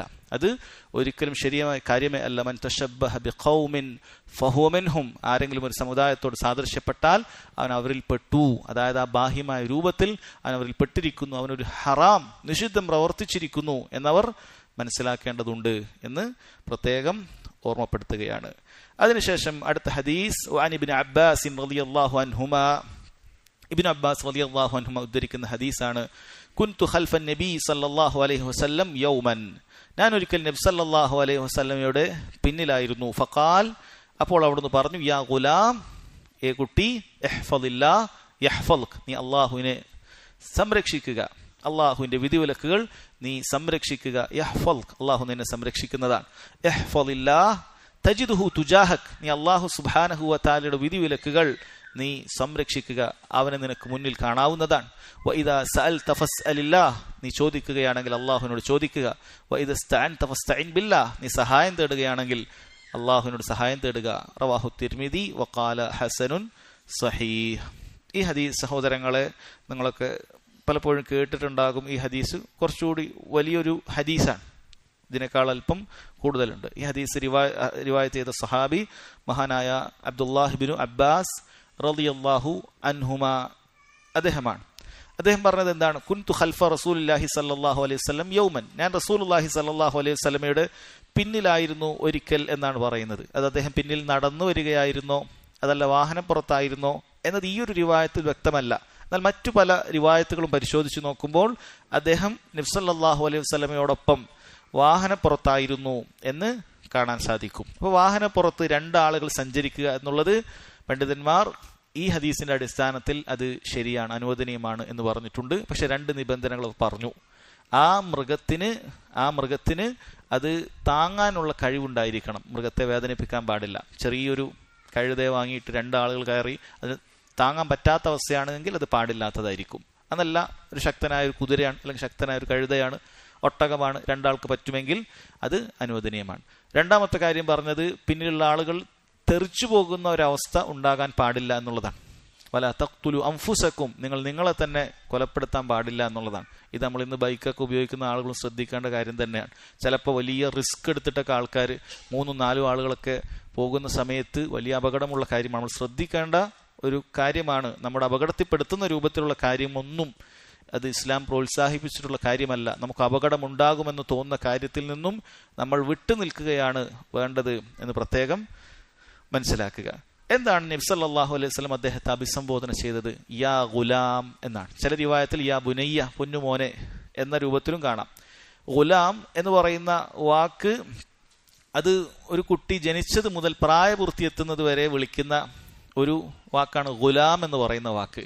പ്രായപൂർത്തി എത്തി 1-2 വർഷം കഴിഞ്ഞാലും ഗുലാം എന്ന് വിളിക്കാമെന്നാണ്. പ്രായപൂർത്തിയോടെത്തി 1-2 വർഷം കഴിഞ്ഞാലും ഗുലാം എന്ന് വിളിക്കാം. അതായത് ഒരു 12 വയസ്സുള്ള കുട്ടി ഗുലാമാണ്. 13, 14, 15, 16, 17 ഇതൊക്കെ ഗുലാം എന്ന അറബി ഭാഷയിൽ വിളിക്കാൻ പറ്റിയ ഒരു വാക്കാണ്. ചില പണ്ഡിതന്മാർ പറഞ്ഞു ചെറിയ കുട്ടികൾ, ജനിച്ച ഉടനെയുള്ള കുട്ടികൾക്ക് 3 പേര് വിളിക്കാം. ഒന്ന് തുഫ്ല് കുട്ടി, സബീ കുട്ടി തന്നെ, ഗുലാം കുട്ടി, ചെറിയ കുട്ടികളെ ഈ 3 പേരും വിളിക്കാം. എന്നാൽ ഒരു തമീസിന്റെ പ്രായത്തിയാൽ, അതായത് നിസ്കാരം നമ്മളോട് കൽപ്പിക്കാൻ പറഞ്ഞ ഒരു പ്രായമുണ്ട് 7 വയസ്സ്, ആ പ്രായത്തിയാൽ പിന്നെ തുഫിൽ എന്ന് പറയില്ല. പിന്നെ നമുക്ക് ബാക്കി സൊബിയും ഗുലാം, 7 വയസ്സുള്ള കുട്ടി അറബിയിൽ സൊബി എന്നും ഗുലാം എന്നും പറയും. പിന്നീട് സഹോദരങ്ങൾ ഈ ഹദീസിൽ പറഞ്ഞതുപോലെ പ്രായപൂർത്തി എത്തിയാൽ ആ ഒരു വയസ്സ് വരെ ഗുലാം എന്ന് പറയും, ഗുലാം എന്ന് പറയും. അതിനുശേഷം പ്രായപൂർത്തിക്ക് ശേഷം 18 വയസ്സ് വരെ ഫത, യുവാവ് എന്നാണ് ചെറുപ്പക്കാരൻ എന്ന അർത്ഥത്തിലാണ് പറയാ, ചെറുപ്പമുള്ള കുട്ടി. അതിനുശേഷമുള്ള ഫത എന്ന് പറയും. പിന്നീട് 18 മുതൽ 40 വയസ്സ് വരെ കുട്ടിക്ക് പറയുന്ന പേര് ഷാബ് എന്നാണ്. അതിനുശേഷം പിന്നെ ഷെയ്ഖാണ്, വയസ്സായ ആളായി മാറുകയാണ്, ഷാബ് എന്നാണ് പറയുക. അപ്പൊ ഇവിടെ എന്താണ് ഇബ്നു അബ്ബാസ് റളിയല്ലാഹു അൻഹുമയെ നബി സല്ലല്ലാഹു അലൈഹി വസല്ലം ഗുലാം എന്ന് വിളിച്ചത്? അദ്ദേഹം വലിയ ആളല്ലേ? ഈ ഹദീസ് റിവായത്ത് ചെയ്യുമ്പോൾ അദ്ദേഹം വലിയ ആളാണ്. പക്ഷേ ഈ ഹദീസ് സംഭവിക്കുന്ന സമയത്ത് അദ്ദേഹത്തിന് എത്രേ പ്രായമുള്ളൂ? 14, 15, 16 ആ രൂപത്തിലെ പ്രായമുള്ളൂ. കാരണം ഹിജ്റ, നബി സല്ലല്ലാഹു അലൈഹി വസല്ലം ഹിജ്റ, മദീനയിലേക്ക് ഹിജ്റ ചെയ്യുന്നതിന്റെ 3 അല്ലെങ്കിൽ 5 വർഷം മുമ്പാണ് ഇബ്നു അബ്ബാസ് റളിയല്ലാഹു അൻഹുമ ജനിച്ചത് എന്നാണ്. അപ്പോൾ അവിടുത്തെ പ്രായം അത്രയേ ഉള്ളൂ, 14, 16 ഒക്കെ പ്രായം മാത്രമേ ഇബ്നു അബ്ബാസ് റളിയല്ലാഹു അൻഹുമക്ക് ഉണ്ടായിരുന്നു, ചെറിയ കുട്ടിയാണ് എന്നാണ്. ഇതിൽ നിന്ന് തന്നെ പണ്ഡിതന്മാർ ഒരുപാട് ഫായിദകൾ പറഞ്ഞു തന്നിട്ടുണ്ട്, ഒരുപാട് പാഠങ്ങളും പറഞ്ഞു തന്നിട്ടുണ്ട്. ചെറിയ കുട്ടികളെ പരിഗണിക്കുക എന്നുള്ളത് നബി സല്ലല്ലാഹു അലൈഹി വസല്ലം ധാരാളമായി ചെയ്തത് കാണാൻ സാധിക്കും. പല വലിയ ആൾക്കാരാകുമ്പോൾ, പ്രത്യേകിച്ചും വലിയ സ്ഥാനത്തൊക്കെ എത്തിയാൽ ചിലരങ്ങനെ കുട്ടികളൊന്നും പരിഗണിക്കൂല, അങ്ങനെ കുട്ടികളൊന്നും നല്ലൊരു സദസ്സിലൊന്നും കൊണ്ടിരുത്തൂല, കുട്ടികളൊക്കെ അങ്ങനെ അകറ്റുന്ന ഒരു ശീലമായിരിക്കും. കുട്ടി എന്ന് പറയുന്ന ആ സദസ്സാകെ അലങ്കോലാക്കുന്ന ചെറിയ കുട്ടിയെ കൊണ്ടിരുത്തണം എന്നല്ല, പക്ഷെ ഒരു പക്വതയും പാകതയൊക്കെ ഉണ്ടാകുന്ന കുട്ടികളുണ്ടാകും, 12, 13 വയസ്സുള്ള. പലപ്പോഴും പല ആളുകളും അങ്ങനെയുള്ള കുട്ടികളൊന്നും പരിഗണിക്കുകയില്ല. എന്നാൽ നബി സല്ലല്ലാഹു അലൈഹി വസല്ലം ഹദീസിൽ നമുക്ക് കാണാൻ സാധിക്കുന്നത് അങ്ങനെയുള്ള കുട്ടികളോട് നബി സല്ലല്ലാഹു അലൈഹി വസല്ലം എത്ര വലിയ ഉപദേശങ്ങളാണ് അവർക്ക് നൽകിയിട്ടുള്ളത്, എത്ര വലിയ പ്രാർത്ഥനകളൊക്കെ അവർക്ക് പഠിപ്പിച്ചു കൊടുത്തിട്ടുണ്ട്. ഈ വയസ്സിൽ അവർക്കതിന് സാധിക്കുമെന്നുള്ളതിന് തെളിവാണത്. അപ്പം നമ്മൾ കുട്ടികളെ അവർ കളിക്കേണ്ടവരാണ് എന്ന ചിന്ത നമ്മൾ മാറ്റണം. അവർക്ക് ഈ രൂപത്തിലുള്ള വലിയ വലിയ ഉപദേശങ്ങളൊക്കെ നമ്മൾ കൊടുത്തു കഴിഞ്ഞാൽ കുട്ടിയൊക്കെ ശരിക്കും അതിൻ്റെ മാറ്റം ഉണ്ടാവും എന്നാണ്. കുട്ടിയൊക്കെ നമ്മൾ ആ രൂപത്തിൽ പരിഗണന കൊടുത്ത് ആ രൂപത്തിൽ അവർക്കൊരു തർബിയത്ത് കൊടുക്കുമ്പോൾ അവരിലും ആ പ്രകടമായ മാറ്റം ഉണ്ടാവും. നബി സല്ലല്ലാഹു അലൈഹി വസല്ലം അങ്ങനെ ചെയ്തു എന്നുള്ളതാണ്. അതൊരു വിനയത്തിന്റെ ലക്ഷണം കൂടിയാണ്. കിബ്റുള്ള ആളുകൾ അവർക്കതിന് സാധിക്കുകയില്ല. കാരണം ചെറിയ കുട്ടികളോടൊക്കെ സംസാരിക്കുക, ചെറിയ കുട്ടികളൊക്കെ അടുത്തുണ്ടാവുക എന്ന് പറയുന്നത് അവർക്കൊരു മോശം പോലെയാണ്. അങ്ങനെ നമ്മൾ ചെയ്യരുത്. നബി സല്ലല്ലാഹു അലൈഹി വസല്ലം മാതൃകയുണ്ട്. നബി സല്ലല്ലാഹു അലൈഹി വസല്ലം കുട്ടിയെ അങ്ങനെ അടുത്തിരുത്തി യാത്ര ചെയ്യുമായിരുന്നു. അതുപോലെ തന്നെ അവിടുത്തെ വിനയത്തിൽപ്പെട്ടതാണ് അവിടുത്തെ വാഹനം പുറത്ത് 2 ആളെയൊക്കെ കൊണ്ടുപോകും. അറബികളുടെ കൂട്ടത്തിലൊക്കെ വലിയ വലിയ നേതാക്കന്മാരും അങ്ങനെയുള്ള വലിയ പ്രമാണിമാരൊന്നും ഒരു വാഹനത്തിൽ 2 ആളെ കൊണ്ടുപോവുകയില്ല എന്നാണ്, ഒറ്റ ആളെ പോവുള്ളൂ. അങ്ങനെയാണ്, അതാണ് അതിൻ്റെ ഒരു പവർ, അങ്ങനെയാണ് പോവുള്ളൂ. പക്ഷെ നബി സല്ലല്ലാഹു അലൈഹി വസല്ലം അങ്ങനെ ഒന്നുമല്ല. നബി സല്ലല്ലാഹു അലൈഹി വസല്ലം അവിടുന്ന് പലപ്പോഴും കഴുതയെ വാഹനമായി സ്വീകരിച്ചിരുന്നു. അറബികളിലെ വലിയ പണമുള്ളവരും അധികാരമുള്ള ആളുകളൊന്നും അത് സ്വീകരിച്ചിരുന്നില്ല, അവിടുന്ന് കഴുത ഉപയോഗിച്ചിരുന്നു, വിനയം കാണിച്ചിരുന്നു. അതുപോലെ വാഹനത്തിൽ 2 പേരെ കയറ്റി അങ്ങനെ വിനയം കാണിച്ചിരുന്നു എന്ന് കാണാം. അതുപോലെ സംസാരം നോക്കൂ സഹോദരങ്ങൾ, എങ്ങനെയാണ് ആരംഭിച്ചത്? യാ ഗുലാം, ചില റിവായത്തിലൊന്നും യാ ബുനൈ, അങ്ങനെ ആണ് സംസാരിക്കുന്നത്. ഇത് വലിയ തഅ്സീർ ഉണ്ടാക്കുന്ന, സ്വാധീനം ഉണ്ടാക്കുന്ന കാര്യമാണ്. നമ്മൾ സംസാരിക്കുന്ന ആളോട് നല്ല രൂപത്തിൽ അഭിസംബോധന നടത്തുക എന്നുള്ളത് സ്വാധീനം ഉണ്ടാക്കുന്ന കാര്യമാണ്. അതുപോലെ തൊട്ടടുത്താണ് അദ്ദേഹം ഉള്ളത്, അദ്ദേഹം തൊട്ടടുത്താണ്, എന്നിട്ടും യാ ഗുലാം എന്ന് വിളിക്കുന്നത് അതൊന്നുകൂടി ശ്രദ്ധ കിട്ടാനാണ് എന്ന് പണ്ഡിതന്മാർ പറഞ്ഞത് കാണാൻ സാധിക്കും. ഇതിന്റെ റിവായത്തുകളിൽ തുടക്കത്തിൽ ഇന്നി ഉഅല്ലിമുക കലിമാത്തിൻ എന്ന് കാണാം, ഞാൻ നിനക്ക് ചില വാക്കുകൾ പഠിപ്പിച്ചു തരാം. വേറെ ചില റിവായത്തിൽ അതൊരു ചോദ്യമായിട്ട് വന്നിട്ടുണ്ട്, അല ഉഅല്ലിമുക കലിമാത്ത്, ഞാൻ നിനക്ക് കുറച്ച് വാക്കുകൾ പഠിപ്പിച്ചു തരട്ടെ, കുറച്ച് കാര്യങ്ങൾ പഠിപ്പിച്ചു തരട്ടെ എന്ന് പറഞ്ഞു. നബി സല്ലല്ലാഹു അലൈഹി വസല്ലം അങ്ങനെ ചോദിക്കുകയാണ്. അപ്പോൾ ഇബ്നു അബ്ബാസ് റളിയല്ലാഹു പറഞ്ഞു, ബല യാ റസൂലല്ലാഹ്, അതെ അള്ളാഹിന്റെ റസൂലെ, താങ്കൾ പഠിപ്പിച്ചു തന്നാലും എന്ന് പറയാണ്. അതിനുശേഷമാണ് നമ്മുടെ കിതാബിലുള്ളതുപോലെ ഇഹ്ഫളില്ലാഹ് യഹ്ഫൽക് എന്ന കാര്യം പറയുന്നത്. സഹോദരങ്ങൾ, വലിയൊരു ഉപദേശമാണത്. ഇഹ്ഫളില്ലാഹ്, നീ അല്ലാഹു സുബ്ഹാനഹു വ തആലയെ ഹിഫ്ള് ചെയ്യുക എന്ന് പറഞ്ഞാൽ അതിന്റെ അർത്ഥം എന്താണ്? സംരക്ഷിക്കുക എന്ന് പറഞ്ഞാൽ അല്ലാഹു തആലയുടെ കൽപ്പനകളെ നീ സംരക്ഷിക്കുക എന്നുള്ളതാണ്. അല്ലാഹു സുബ്ഹാനഹു വ തആലയുടെ വിലക്കുകളെ നീ മാനിക്കുക എന്നുള്ളതാണ്. അവന്റെ ദീനി ചിഹ്നങ്ങളെ, അവനെ നീ മഹത്വപ്പെടുത്തുക എന്നുള്ളതാണ്. അല്ലാഹു സുബ്ഹാനഹു വ തആലയുടെ ഒരു കൽപ്പന വന്നു കഴിഞ്ഞാൽ അത് നമ്മുടെ തലയിലാണ്, നമ്മളത് സ്വീകരിക്കും, അത് അത്രയും ബഹുമാനത്തോടു കൂടിയാണ്. അതാണ് ഹിഫ്ളില്ല എന്ന് പറയുന്ന അർത്ഥം. എല്ലാവർക്കും സാധിക്കുന്ന കാര്യമല്ല, എല്ലാവരും ചെയ്യുന്ന കാര്യവുമല്ല. അല്ലാഹു സുബ്ഹാനഹു വ തആല അങ്ങനെ പറഞ്ഞിരിക്കുന്നു എന്ന് പറഞ്ഞാൽ അത് നമ്മുടെ തലക്ക് മുകളിലാണ്, നമ്മൾ അത് സ്വീകരിക്കുന്നതായിരിക്കും, നമ്മളത് താഴെ ആക്കുകയില്ല. നമ്മുടെ ചെരുപ്പിന് താഴെ ആക്കുകയില്ല. അള്ളാഹിന്റെ കൽപ്പനയാണ് എന്ന് പറഞ്ഞാൽ അത് അതുപോലെ സ്വീകരിക്കുന്നതായിരിക്കും. അള്ളാഹു സുബ്ഹാനഹു വ തആലയുടെ വിലക്കതിനുണ്ട് എന്ന് പറഞ്ഞാൽ നമ്മൾ നമ്മുടെ ദേഹേച്ഛ അറുത്ത് കളയുന്നതാണ്. നമ്മുടെ ദേഹേച്ഛയേക്കാൾ റബ്ബ് വിലക്കിയിട്ടുണ്ട് എങ്കിൽ ഞാനത് ചെയ്യുകയില്ല എന്നുള്ളതാണ്. അപ്പം അള്ളാഹുവിൻ്റെ ഏതൊരു കാര്യത്തിലും റബ്ബ് സുബ്ഹാനഹു വ തആലയുടെ നിയമങ്ങൾ ഉണ്ടായാൽ അതിനെ നമ്മൾ സംരക്ഷിക്കും, അതിനെ ലംഘിക്കുകയില്ല, അതിന് നമ്മൾ ലംഘിക്കുകയില്ല എന്നാണ് പണ്ഡിതന്മാർ പറഞ്ഞത് കാണാൻ സാധിക്കും. ഈ വിഷയത്തിൽ യദ്ഖുലു ഫീ ഹാദിഹിൽ ജുംല അൻ തഹ്ഫദൽ ഇൽം, ഒരാൾ ഇൽമു മനഃപ്പാഠമാക്കുക എന്നുള്ളത് ഇതിൽ പെടുമെന്നാണ്. ഇഹ്ഫദില്ല എന്ന് പറഞ്ഞതിൽ ഇതിൽ പെടുമെന്ന്. കാരണം നമ്മൾ ഹിഫ്ളാക്കുന്ന മനഃപ്പാഠമാക്കുന്ന ഖുർആനിന്റെ ആയത്തുകൾ അല്ലാഹു സുബ്ഹാനഹു വ തആലയുടെ കലാമാണ്, അവന്റെ സംസാരമാണ്, അത് ഇതിൽ ഉൾപ്പെടുമെന്നാണ്. ആ ആയത്തുകളുടെ അടിസ്ഥാനത്തിൽ നമ്മൾ പഠിക്കുന്ന വിശ്വാസകാര്യങ്ങൾ ഉൾക്കൊള്ളുന്ന മത്നുകളാകട്ടെ ഹദീസുകളാകട്ടെ ഇതെല്ലാം സഹോദരങ്ങളെ അള്ളാഹുവിന്റെ ദീനിനെ സംരക്ഷിക്കുക എന്നതിൽ പെടുന്ന അതിൻ്റെ ഉന്നതിയിൽ നിൽക്കുന്ന കാര്യമാണ്.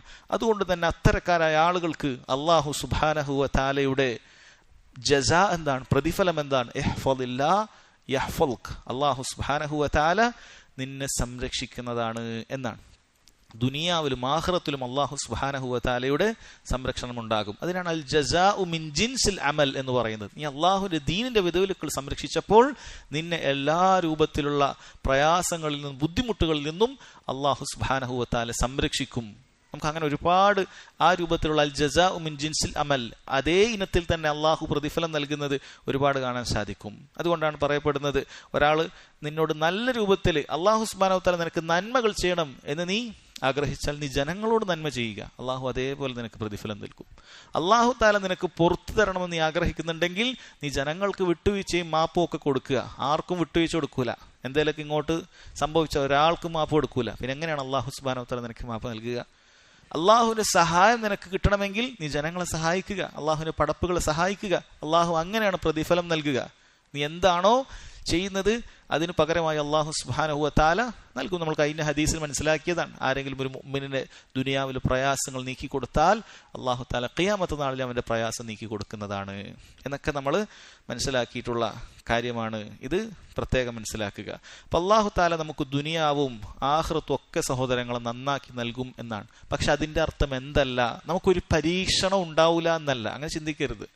ഇഹ്ഫദില്ല, ഞാനൊക്കെ അല്ലാഹു സുബ്ഹാനഹു വ തആല വിധിവിലക്കുകളൊക്കെ പാലിക്കുന്ന ഒരുത്തനാണ്, ഞാനൊക്കെ 5 നേരം നിസ്കരിക്കുന്നവനാണ്, നോമ്പെടുക്കുന്നവനാണ്, പാവങ്ങളൊക്കെ സഹായിക്കുന്നുണ്ട്, അങ്ങനെ ദീനിന്റെ വിധിവിലക്കുകളൊക്കെ എല്ലാം ഞാൻ കൃത്യമായി പരമാവധി ചെയ്യാൻ നോക്കുന്നതാണ്, ഒരു ഹറാമിൽ ഞാൻ പോയി പെടാറില്ല, പരമാവധി ശ്രദ്ധിക്കുന്നവനാണ്. അതുകൊണ്ട് അള്ളാഹു യഹ്ഫദ്ക എന്ന് പറഞ്ഞാൽ അതിന്റെ അർത്ഥം നിനക്കൊരു പരീക്ഷണവും അല്ലാഹു സുബ്ഹാനഹു വ തആല നൽകുകയില്ല എന്നുള്ളതല്ല. കാരണം പരീക്ഷണങ്ങൾ ചിലപ്പോൾ നിന്റെ മസ്ലഹത്താണ്, നിനക്ക് ഉപകരിക്കുന്ന കാര്യമാണ്. നമുക്കറിയില്ല, ചില പരീക്ഷണങ്ങൾ അല്ലാഹു സുബ്ഹാനഹു വ തആല നമുക്ക് നൽകുന്നത് ദുനിയാവിലും ആഖിറത്തിലും നമുക്ക് പ്രതിഫലം വർദ്ധിപ്പിക്കുന്നതിന് വേണ്ടിയിട്ടാണ്. അതുകൊണ്ടാണ് ഹദീസുകളിൽ കാണാൻ സാധിക്കും, ഖിയാമത്ത് നാളിൽ വലിയ പരീക്ഷണങ്ങളൊന്നും ഇല്ലാതെ ആഖിറത്തിലെത്തിയ ആളുകൾ ചിന്തിക്കുന്നത്, പരീക്ഷണങ്ങൾ കാണുന്ന ആളുകളെ കാണുമ്പോൾ ചിന്തിക്കുന്നത്, ദുനിയാവിൽ എൻ്റെ ഈ ശരീരാവയവങ്ങളൊക്കെ വല്ല കത്രികകൾ കൊണ്ട് അതങ്ങനെ കത്രിക്കപ്പെട്ടിരുന്നെങ്കിൽ എനിക്ക് എത്ര വലിയ റാഹത്തായിരിക്കും ഇപ്പോൾ. കാരണം ദുനിയാവിൽ ഒരുപാട് പരീക്ഷണം കിട്ടിയ ആളുകൾക്ക് ആഖിറത്തിൽ അല്ലാഹു സുബ്ഹാനഹു വ തആല മഗ്ഫിറത്ത് നൽകും, അവരുടെ പാപങ്ങളൊക്കെ അത് പുറത്തു കൊടുത്തിട്ടുണ്ടാകും, വലിയ വലിയ സ്ഥാനങ്ങൾ അല്ലാഹു സുബ്ഹാനഹു വ തആല സ്വർഗത്തിൽ നൽകും. അപ്പോൾ നമുക്ക് പരീക്ഷണങ്ങൾ അല്ലാഹു നൽകുക എന്ന് പറയുന്നത് അല്ലാഹു നമ്മെ സംരക്ഷിച്ചിട്ടില്ല എന്ന് വിചാരിക്കരുത്. ഇഹ്ഫദില്ല, ഞാൻ ദീനിന്റെ കാര്യങ്ങളൊക്കെ എല്ലാം ചെയ്യുന്ന ആളാണ്, ഞാൻ നല്ല ദീന് പഠിക്കുന്ന ആളാണ്, ഞാൻ മസ്ജിദിലേക്ക് 1-ാമത്തെ സഫിലെത്തുന്ന ആളാണ്, പിന്നെന്തേ പരീക്ഷണം എന്ന് ചിന്തിക്കരുത്. കാരണം ചില പരീക്ഷണങ്ങൾ സഹോദരങ്ങളെ അത് അല്ലാഹു തആല നമുക്ക് ഖൈറുണ്ടാക്കുന്ന കാര്യമായി നിശ്ചയിച്ചിട്ടുള്ളതാണ് എന്നാണ്. എന്താണ് അല്ലാഹു തആല നമുക്ക് ഇങ്ങോട്ട് നൽകുന്ന വലിയ വലിയ സംരക്ഷണം? എന്താണ്? ഏറ്റവും പ്രധാനപ്പെട്ട നമ്മുടെ ദീൻ അല്ലാഹു തആല സംരക്ഷിക്കുമെന്നാണ്. ഇപ്പൊ ദീനിൽ നിന്ന് സംശയം ഉണ്ടാക്കുന്ന കാര്യങ്ങളൊക്കെ ഒരുപാടുണ്ട്. അള്ളാഹുവിന്റെ വിധിവിലക്കുകളൊക്കെ പാലിക്കുന്ന ആളുകളെ അള്ളാഹു അതിൽ ഉറപ്പിച്ചു നിർത്തും. അതുപോലെ ദേഹേച്ഛകൾ വ്യത്യസ്ത രൂപത്തിൽ ക്ഷണിക്കുന്നുണ്ട്. അള്ളാഹു സുബ്ഹാനഹു വ തആല വിധിവിലക്കുകൾ പാലിക്കാൻ ശ്രദ്ധിക്കുന്നവന് അള്ളാഹു തആല അത് അവനെ ഉറപ്പിച്ചു നിർത്തും, അവനെ ഇസ്തിഖാമത്തിൽ നിർത്തും. അവനെ പിഴപ്പിക്കുന്ന ഫിത്നകളിൽ നിന്നും അള്ളാഹു സുബ്ഹാനഹു വ തആല അവനെ സംരക്ഷിക്കും. ഇതാണ് അതുകൊണ്ട് ഉദ്ദേശിക്കുന്നത്. പിന്നീട് പറഞ്ഞു ഇഹ്ഫദില്ലാഹ്, അതായത് തൊട്ടു നേരെ പറഞ്ഞ അതേ അർത്ഥം, തജിദ്ഹു തുജാഹക്, അല്ലാഹു സുബ്ഹാനഹു വ തആല നിനക്ക് തജിദ്ഹു അമാമക്, നിന്റെ മുന്നിൽ കാണാം എന്നാണ്. എന്ന് പറഞ്ഞാൽ അല്ലാഹു തആല നിന്നെ സഹായിക്കുന്നവനായിക്കൊണ്ടുണ്ടാകും. നിനക്ക് എന്ത് പ്രയാസങ്ങൾ ഉണ്ടായാലും അല്ലാഹു തആല നിന്നെ സഹായിക്കും. നിനക്ക് എന്തെങ്കിലുമൊക്കെ ഒരു ഹൈറ് നീ ഉദ്ദേശിച്ചു കഴിഞ്ഞാൽ അള്ളാഹു നിന്റെ നീയത്തിനെ ശക്തിപ്പെടുത്തി തരുമെന്നാണ്. നീ ഒന്ന് ചിന്തിക്കുന്നേ ഉള്ളൂ, അപ്പോഴേക്ക് അള്ളാഹു താല അവൻ നിന്റെ കൂടെ ഉണ്ടാകും എന്ന് പറഞ്ഞതിൻ്റെ അർത്ഥം നിനക്ക് ചെയ്യാനുള്ള നീയത്ത് അള്ളാഹു ശക്തിപ്പെടുത്തി വരും. അങ്ങനെ ഒരു ചിന്ത നമുക്ക് വന്നിട്ടേ ഉള്ളൂ ഒരു നന്മയെക്കുറിച്ച്. പെട്ടെന്ന് തന്നെ നമുക്ക് നന്നായി പെട്ടെന്ന് ചെയ്യണം എന്ന ആഗ്രഹത്തിൽ നമുക്കത് ചെയ്യാൻ സാധിക്കും. നമ്മൾ എന്തെങ്കിലുമൊക്കെ ഒരു തിന്മ ചെയ്യണം നമ്മൾ ഉദ്ദേശിച്ചു കഴിഞ്ഞാൽ അള്ളാഹു നമ്മുടെ കൂടെയുണ്ടെങ്കിൽ അള്ളാഹു സുബ്ഹാനഹു വ തആല അതിൽ നിന്ന് തട്ടിമാറ്റും, നിനക്ക് സംരക്ഷണം നൽകും. അള്ളാഹുവിൻ്റെ ഉന്നതമായ വിലായത്ത് ലഭിച്ച ആളുകളുടെ പ്രത്യേകത എന്താണ്? അവരുടെ കണ്ണുകൾ അള്ളാഹുവിൻ്റെ കണ്ണായി മാറും, അവരുടെ കൈകൾ അള്ളാഹുവിൻ്റെ കൈയായി മാറും, അവരുടെ കാതുകൾ അള്ളാഹുവിൻ്റെ കാതായി മാറും. ഹദീസ് കേട്ടിട്ടുണ്ടാകും. എന്താണ് അതുകൊണ്ട് ഉദ്ദേശിക്കുന്നത്? അതുകൊണ്ട് ഉദ്ദേശിക്കുന്നത് അള്ളാഹു സുബ്ഹാനഹു വ തആലയുടെ തൃപ്തിയില്ലാത്ത ഒന്നും കാണുകയില്ല, തൃപ്തിയില്ലാത്ത ഒന്നിലും അവർ സ്പർശിക്കുകയില്ല, തൃപ്തിയില്ലാത്ത ഒന്നും അവർ കേൾക്കുകയില്ല. ഈ രൂപത്തിൽ റബ്ബ് തിന്മകളിൽ നിന്നും നിനക്ക് സംരക്ഷണം നൽകും. ഇഹ്ഫദില്ലാ യഹ്ഫദുക ഇഹ്ഫദില്ലാ തജിദുഹു തുജാഹക് അതുകൊണ്ട് ഉദ്ദേശിക്കുന്നത് അതാണ്. ശേഷം നബി സല്ലല്ലാഹു അലൈഹി വസല്ലം പറഞ്ഞു കൊടുക്കുന്ന അടുത്ത വാക്യം വഇദാ സഅൽത ഫസ്അലില്ലാ, നീ ചോദിക്കുകയാണെങ്കിൽ അള്ളാഹു സുബ്ഹാനഹു വ തആലയോട് നീ ചോദിക്കുക എന്ന കാര്യമാണ് നബി സല്ലല്ലാഹു അലൈഹി വസല്ലം പറഞ്ഞു കൊടുക്കുന്നത്. അതായത് ഒരു മുഅ്മിൻ അവൻ അള്ളാഹുവിന്റെ തൗഫീഖ് കിട്ടിയിട്ടുണ്ട് എന്നതിൻ്റെ ഏറ്റവും വലിയ ലക്ഷണമാണ് അവൻ്റെ ചോദ്യങ്ങളെല്ലാം റബ്ബിനോട് മാത്രമായിരിക്കും. അവൻ പടപ്പുകളോട് ഒരാളോടും ഒന്നും ചോദിക്കുകയില്ല. അവൻ ആവർത്തിച്ച് കേണപേക്ഷിക്കുന്നതെല്ലാം അവൻ്റെ റബ്ബിനോടാണ്. ചോദ്യങ്ങളൊക്കെ റബ്ബിനോട് ചോദിക്കുന്നവനാണ് ഏറ്റവും വലിയ തൗഫീഖ് കിട്ടിയ ആൾ. അപ്പോൾ ഈ ചോദ്യം എന്ന് പറയുന്നത് സഹോദരങ്ങളെ, ഇതിന് രണ്ട് മർത്തബകളുണ്ട്. ഒന്ന് വാജിബായ ചോദ്യമുണ്ട്, ഒന്ന് മുസ്തഹബായ ചോദ്യമുണ്ട്. എന്ന് പറഞ്ഞാൽ വാജിബായ ചോദ്യം എന്ന് പറഞ്ഞാൽ അത് അള്ളാഹു താലയോട് മാത്രമേ ചോദിക്കാൻ പാടുള്ളൂ, അത് മറ്റൊരാളോടും ചോദിക്കാൻ പാടില്ലാത്തതായ കാര്യങ്ങളാണ്. ഇദാ സഅൽത ഫസ്അലില്ലാ എന്ന് പറയുമ്പോൾ ചില ചോദ്യങ്ങൾ റബ്ബിനോട് മാത്രമേ പാടുള്ളൂ, അത് റബ്ബ് സുബ്ഹാനഹു വ തആലയോട് മാത്രം ചോദിക്കണം. ഏതുപോലെ അള്ളാഹു താലക്ക് മാത്രം കഴിയുന്ന കാര്യങ്ങൾ, അള്ളാഹു താലക്ക് മാത്രം കഴിയുന്ന കാര്യങ്ങൾ അല്ലാത്ത ഒരാളോട് ചോദിക്കാൻ പാടില്ല. പാപമോചനം അള്ളാഹു താലയോടല്ലാതെ മറ്റൊരാളോടും ചോദിക്കാൻ പാടില്ല. നാളെ റബ്ബിന്റെ അടുക്കൽ നിന്നാണ് റബ്ബാണ് നമുക്ക് ശുപാർശ നൽകുക. ഷഫാഅത്ത് റബ്ബിനോടെ ചോദിക്കാൻ പാടുള്ളൂ, നബി സല്ലല്ലാഹു അലൈഹി വസല്ലമയോട് ചോദിക്കാൻ പാടില്ല. ഇനി പണ്ഡിതന്മാർ പറഞ്ഞ ദുനിയാവിൽ തന്നെ ഒരാളോട് നമ്മൾ പറയാണ്, നീ നാളെ ആഖിറത്തിലെത്തിയാൽ, നല്ലൊരു സാലിഹായ മനുഷ്യനോടാണെന്ന് കരുതുക, ആഖിറത്തിലെത്തിയാൽ എന്നെ നീ കാണുകയാണെങ്കിൽ നീ എനിക്ക് ഷഫാഅത്ത് അവിടുന്ന് തരണേ എന്ന് ചോദിക്കുകയാണ്. നേർക്ക് നേരെയാണ് പറയുന്നത്, പക്ഷെ അതുപോലും പാടില്ല എന്നാണ് പറയുന്നത്. കാരണം ഷഫാഅത്ത് റബ്ബ് സുബ്ഹാനഹു വ തആലയോട് മാത്രമേ ചോദിക്കാൻ പാടുള്ളൂ. എന്തുകൊണ്ടാണ്? കാരണം അള്ളാഹു അനുമതി കൊടുക്കാതെ ഒരാൾക്ക് ശുപാർശ ചെയ്യാൻ പറ്റൂല. പിന്നെ അങ്ങനെ ഇയാളോട് ചോദിക്കുന്നത്, ഇയാൾക്ക് അനുമതി ഉണ്ടെന്ന് എങ്ങനെ നിനക്കറിയാം? ഇയാൾക്ക് അനുമതി ഉണ്ടോ എന്ന് അവിടെ വെച്ച് അറിയുകയുള്ളൂ, ഭൂമിയിൽ വെച്ച് ഒരാൾക്കും അറിയുകയില്ല ആർക്കാണ് അനുമതി ഉള്ളത് എന്നുള്ളത്. അള്ളാഹുവിന്റെ അനുമതി ഇല്ലാതെ ഇന്നയാൾക്ക് ശുപാർശ ചെയ്യാൻ എങ്ങനെ സാധിക്കാനാണ്? ആർക്കും സാധിക്കുകയില്ല. അള്ളാഹു സുബ്ഹാനഹു വ തആല തൃപ്തിപ്പെട്ട, അള്ളാഹു തആല ഉദ്ദേശിച്ച ആളുകൾക്ക് മാത്രമേ ശുപാർശ പറയാനുള്ള അവസരം റബ്ബ് അവിടെ കൊടുക്കുകയുള്ളൂ. ഇനി ആർക്കാണ് ശുപാർശ കിട്ടേണ്ടത്? അതും റബ്ബ് സുബ്ഹാനഹു വ തആല തീരുമാനിക്കുന്ന ആളുകൾക്കേ കിട്ടുകയുള്ളൂ. അതുകൊണ്ട് ആരോടാണ് ചോദിക്കേണ്ടത്? അള്ളാഹു തആലയോട് മാത്രം ചോദിക്കുക. അതല്ലാത്ത മറ്റു കാര്യങ്ങൾ പറയേണ്ടതില്ലല്ലോ സഹോദരങ്ങൾ. റബ്ബ് സുബ്ഹാനഹു വ തആലക്ക് മാത്രം കഴിയുന്ന കാര്യങ്ങൾ എത്ര ഇതിന് വിരുദ്ധമായ കാര്യങ്ങൾ നടക്കുന്നു. കുട്ടികളില്ലാത്ത ആളുകൾ ജാറങ്ങളിൽ പോയി, അതിന് സ്പെഷ്യലൈസായ ജാറങ്ങളുണ്ട് എന്നാണ്, അവിടെ പോയി പറഞ്ഞാൽ കുട്ടികളെ കിട്ടും. മറ്റെന്തെങ്കിലുമൊക്കെ ജോലി സാധ്യതകൾ നടക്കുന്നില്ല, എങ്ങനെ നോക്കിയിട്ടും കച്ചവടങ്ങളൊക്കെ മുടങ്ങിപ്പോകുന്നു, വിദേശത്തേക്കുള്ള വിസകളൊന്നും റെഡിയാകുന്നില്ല, അതിനുവേണ്ടി പോകേണ്ട പ്രത്യേക ജാറങ്ങളുണ്ട് എന്നാണ്. അങ്ങനെ ജാറങ്ങളിലൊക്കെ പോയി അള്ളാഹിനോട് ചോദിക്കേണ്ട ചോദ്യങ്ങൾ അല്ലാത്ത ആളുകളോട് ചോദിക്കുന്ന ആളുകൾ, അവർക്ക് ഈ ഹദീസ് കണ്ടിട്ടില്ലേ? വഇദാ സഅൽത ഫസ്അലില്ലാ, നീ ചോദിക്കുകയാണ് റബ്ബ് സുബ്ഹാനഹു വ തആലയോട് ചോദിക്കുക. ഇത് വാജിബായ ചോദ്യമാണ്. ഇനി രണ്ടാമത്തെ കാര്യം മുസ്തഹബായ ചോദ്യമുണ്ട്. എന്ന് പറഞ്ഞാൽ അത് അള്ളാഹു തആലയോട് മാത്രം ചോദിക്കൽ മുസ്തഹബാണ്, വാജിബല്ല. എന്ന് പറഞ്ഞാൽ അല്ലാത്തവരോട് ചോദിക്കുന്നത് കൊണ്ട് നീ കുറ്റക്കാരനാകുന്നില്ല, പക്ഷെ നല്ലത് റബ്ബിനോട് തന്നെ ചോദിക്കലാണ്. ഏതുപോലെ? ഭൗതികമായ കാര്യങ്ങൾ, നമുക്ക് സാമ്പത്തികമായ ആവശ്യങ്ങളുണ്ടാവും, റിസ്കിന്റെ വിഷയത്തിൽ ആവശ്യങ്ങളുണ്ടാവും, അങ്ങനെ പല കാര്യങ്ങളും ജനങ്ങളോട് ചോദിക്കേണ്ട കാര്യങ്ങളുണ്ടല്ലോ. ഇതുപോലും റബ്ബ് സുബ്ഹാനഹു വ തആലയോട് തന്നെ ചോദിച്ച് നമ്മൾ പഠിക്കുക. എന്തുകൊണ്ടാണത്? കാരണം റിസ്ക് എന്ന് പറയുന്നത് അള്ളാഹുവിന്റെ അടിമകളിലൂടെയാണ് റബ്ബ് സുബ്ഹാനഹു വ തആല നൽകുന്നത്. അതിന്റെ കാരണക്കാരൻ ആരാണ്? അള്ളാഹു തആലയാണ്. ഈ പറയുന്ന പടപ്പുകൾ കാരണം മാത്രമാണ്. ഒരു ധനികൻ റബ്ബ് സുബ്ഹാനഹു വ തആല ഭൂമിയിൽ വെച്ചിട്ടുള്ള ഒരു കാരണമാണ്. അവൻ ഒരുപാട് പാവപ്പെട്ടവളെ സഹായിക്കും. അവൻ ആരാണ് കാരണക്കാരനാക്കിയത്? അള്ളാഹുവാണ്. ആരാണ് അവന് സമ്പത്ത് കൊടുത്തത്? അള്ളാഹുവാണ്. ആരാണ് അവനെ തോന്നിപ്പിച്ചത് കൊടുക്കണം? അള്ളാഹുവാണ്. അതുകൊണ്ട് നീ ആരോട് ചോദിക്കാനാണ് ഏറ്റവും നല്ലത്? ആ റബ്ബിനോട് തന്നെ ചോദിക്കുക. ഈ ധനികന് സമ്പത്ത് കൊടുത്ത അതേ റബ്ബ് നിനക്ക് നൽകും. അതേത് വഴിയിലാണെങ്കിലും. ചിലപ്പോൾ ഈ ധനികൻ തന്നെ നിനക്ക് കൊണ്ടുതരും, നീ അവനോട് ചോദിച്ചിട്ടില്ല. അതുകൊണ്ട് നിന്റെ ഇസ്സത്ത് ഉയർന്നു തന്നെ നീ നിന്നു. നീ റബ്ബിനോടാണ് ചോദിച്ചത്. റബ്ബ് സുബ്ഹാനഹു വ തആല അവനുള്ള വഴി എളുപ്പമാക്കി എന്നുള്ളതാണ്. അതുകൊണ്ട് അങ്ങനെയുള്ള കാര്യങ്ങൾ പോലും നമ്മൾ പടപ്പുകളോട് ചോദിക്കുന്നത് ഒഴിവാക്കുക. എന്നാൽ അനുവദനീയമാണോ എന്ന് ചോദിച്ചാൽ അനുവദനീയമാണ്. അനുവദനീയമാണോ എന്ന് ചോദിച്ചാൽ സഹോദരങ്ങളെ അനുവദനീയമാണ്. അതല്ലാതെ നമ്മളിങ്ങനെ കാണുന്ന ആളുകളോടൊക്കെ നമ്മൾ ആവശ്യങ്ങൾ അങ്ങനെ പറഞ്ഞ് ചോദിക്കുക എന്നുള്ളത് അത് നല്ലതല്ല. മുൻഗാമികളിൽ നമുക്ക് കാണാൻ സാധിക്കും, അവരിൽ ചിലർ അവരുടെ വാഹനമൃഗങ്ങളിൽ നിന്നും ചാട്ടവാർ താഴെ വീണാൽ അതുപോലും അവർ മറ്റൊരാൾ ചോദിക്കാൻ മടിച്ചിരുന്നു എന്നാണ്. അവർ തന്നെ ഇറങ്ങിയിട്ട്, നമ്മൾ കാറിൽ നിന്ന് ഇറങ്ങുന്ന പോലെയല്ല, കുറച്ച് പ്രയാസമുണ്ട്, എന്നാലും അവർ തന്നെ ഇറങ്ങിയിട്ട് അത് എടുത്തു പോകും. എന്താണ്, നമ്മൾ ഒരാളോട് ചോദിക്കുന്ന സമയത്ത് ഒരാവശ്യം എനിക്കത് വേണം എന്ന് പറയുന്ന സമയത്ത് അതൊരു കടമായിട്ടാണെങ്കിൽ പോലും ചോദിക്കുന്ന സമയത്ത് അതൊരു പ്രയാസമാണ്. നമ്മളൊരു തരം താഴലാണ്, നമുക്ക് താഴെ തട്ടി പോകുന്ന ഒരവസ്ഥയാണ്. അതുകൊണ്ട് നമുക്ക് വേറെ മാർഗമില്ല, ചോദിച്ചാലേ കാര്യം നടക്കുകയുള്ളൂ. അങ്ങനെയുള്ള ഒരു ആവശ്യം അത്രക്ക് വന്നാൽ മാത്രം സഹോദരങ്ങളെ നമ്മൾ ചോദിക്കുക. അതല്ലാത്ത കാര്യങ്ങൾക്കൊക്കെ നമ്മൾ റബ്ബിനോട് തന്നെ ചോദിക്കുക. റബ്ബ് സുബ്ഹാനഹു വ തആല അതിനൊരു വഴി ഉണ്ടാക്കി തരും എന്ന യഖീനോടുകൂടി നമ്മളത് ചോദിക്കുക. വഇദ് ഇസ്തഅൻത ഫസ്തഇൻ ബില്ലാഹ്, നീ സഹായം തേടുകയാണെങ്കിൽ നീ റബ്ബ് സുബ്ഹാനഹു വ തആലയോട് സഹായം തേടുക. ഇവിടെയും രണ്ട് രൂപത്തിലുള്ള സഹായതേട്ടമുണ്ട്. ഒന്ന് വാജിബായ സഹായതേട്ടം, അത് റബ്ബിനോടേ പാടുള്ളൂ. ഇയ്യാക നഅ്ബുദു വ ഇയ്യാക നസ്തഈൻ, റബ്ബേ നിന്നോട് മാത്രം ഞങ്ങൾ സഹായം തേടുന്നു, നിന്നെ മാത്രം ഇബാദത്ത് ചെയ്യുന്നു എന്ന് പറഞ്ഞു. അപ്പോൾ റബ്ബ് സുബ്ഹാനഹു വ തആലക്ക് മാത്രം സഹായിക്കാൻ ചെയ്യുന്ന കാര്യങ്ങളുണ്ട്. നാം നേരത്തെ പറഞ്ഞ പ്രാർത്ഥനയുടെ കാര്യങ്ങൾ, റബ്ബിന് മാത്രം നമ്മൾ സഹായം ചെയ്യാൻ പറ്റും. നമുക്ക് ഹിദായത്തിൽ സഞ്ചരിക്കാൻ റബ്ബിന് മാത്രമേ അതിന് സഹായം നമുക്ക് ചെയ്യാൻ പറ്റുള്ളൂ. അത് മറ്റൊരാൾ സഹായം ചോദിക്കാൻ പാടില്ല. അങ്ങനെയുള്ള ഒരുപാട് കാര്യങ്ങൾ സഹോദരങ്ങൾ, ദീനിൽ നിന്ന് തെറ്റിപ്പോകാതിരിക്കാൻ റബ്ബിന്റെ സഹായം വേണം, റബ്ബിനെ ഓർക്കാൻ റബ്ബിന്റെ സഹായം വേണം. അപ്പോൾ റബ്ബിനോട് മാത്രം ചോദിക്കേണ്ട സഹായതേട്ടം, അത് റബ്ബിനോട് മാത്രം ചോദിക്കൽ വാജിബാണ്, നിർബന്ധമാണ്, അതല്ലെങ്കിൽ പാടില്ല. ഇനി മുസ്തഹബായ സഹായതേട്ടം, നമ്മൾ നേരത്തെ പറഞ്ഞതുപോലെ തന്നെ മറ്റെന്തെങ്കിലുമൊക്കെ കാര്യത്തിൽ റബ്ബിനോടല്ലാത്ത ആളുകളോട് ചോദിക്കാൻ പറ്റുന്ന, നമ്മൾ ഭൗതികമായ പല വിഷയങ്ങളൊക്കെ ഉണ്ടാവുമല്ലോ, അന്ന കാര്യം എന്നെ സഹായിക്കണം, എന്നെ അങ്ങോട്ട് പോകാൻ സഹായിക്കണം, ഇങ്ങനെയുള്ള കാര്യങ്ങൾ ഉണ്ടാകുമല്ലോ. ഇത് അനുവദനീയമായ കാര്യമാണ് എന്നാണ് മനസ്സിലാക്കേണ്ടത്. ഇനി ഇസ്ലാമിലൊരു വളരെ മനോഹരമായ ഒരു ഖായിദ അല്ലെങ്കിൽ മനോഹരമായ ഒരു രീതി നോക്കൂ.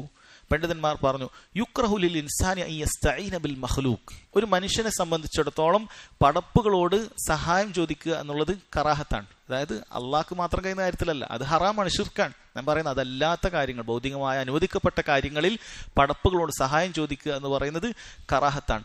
എന്നാൽ വയുസ്തഹബ്ബുൽ മഖ്ലൂഖി അൻ യുഈനൽ മഖ്ലൂഖ്, ഒരു മനുഷ്യന് മറ്റൊരാളെ സഹായിക്കുക എന്ന് പറയുന്നത് അത് മുസ്തഹബായ കാര്യമാണ്. അപ്പം ഞാൻ മറ്റൊരാൾ സഹായം ചോദിക്കുക എന്ന് പറയുന്നത് കറാഹത്താണ്, ചോദിക്കാതിരിക്കലാണ് നല്ലത്.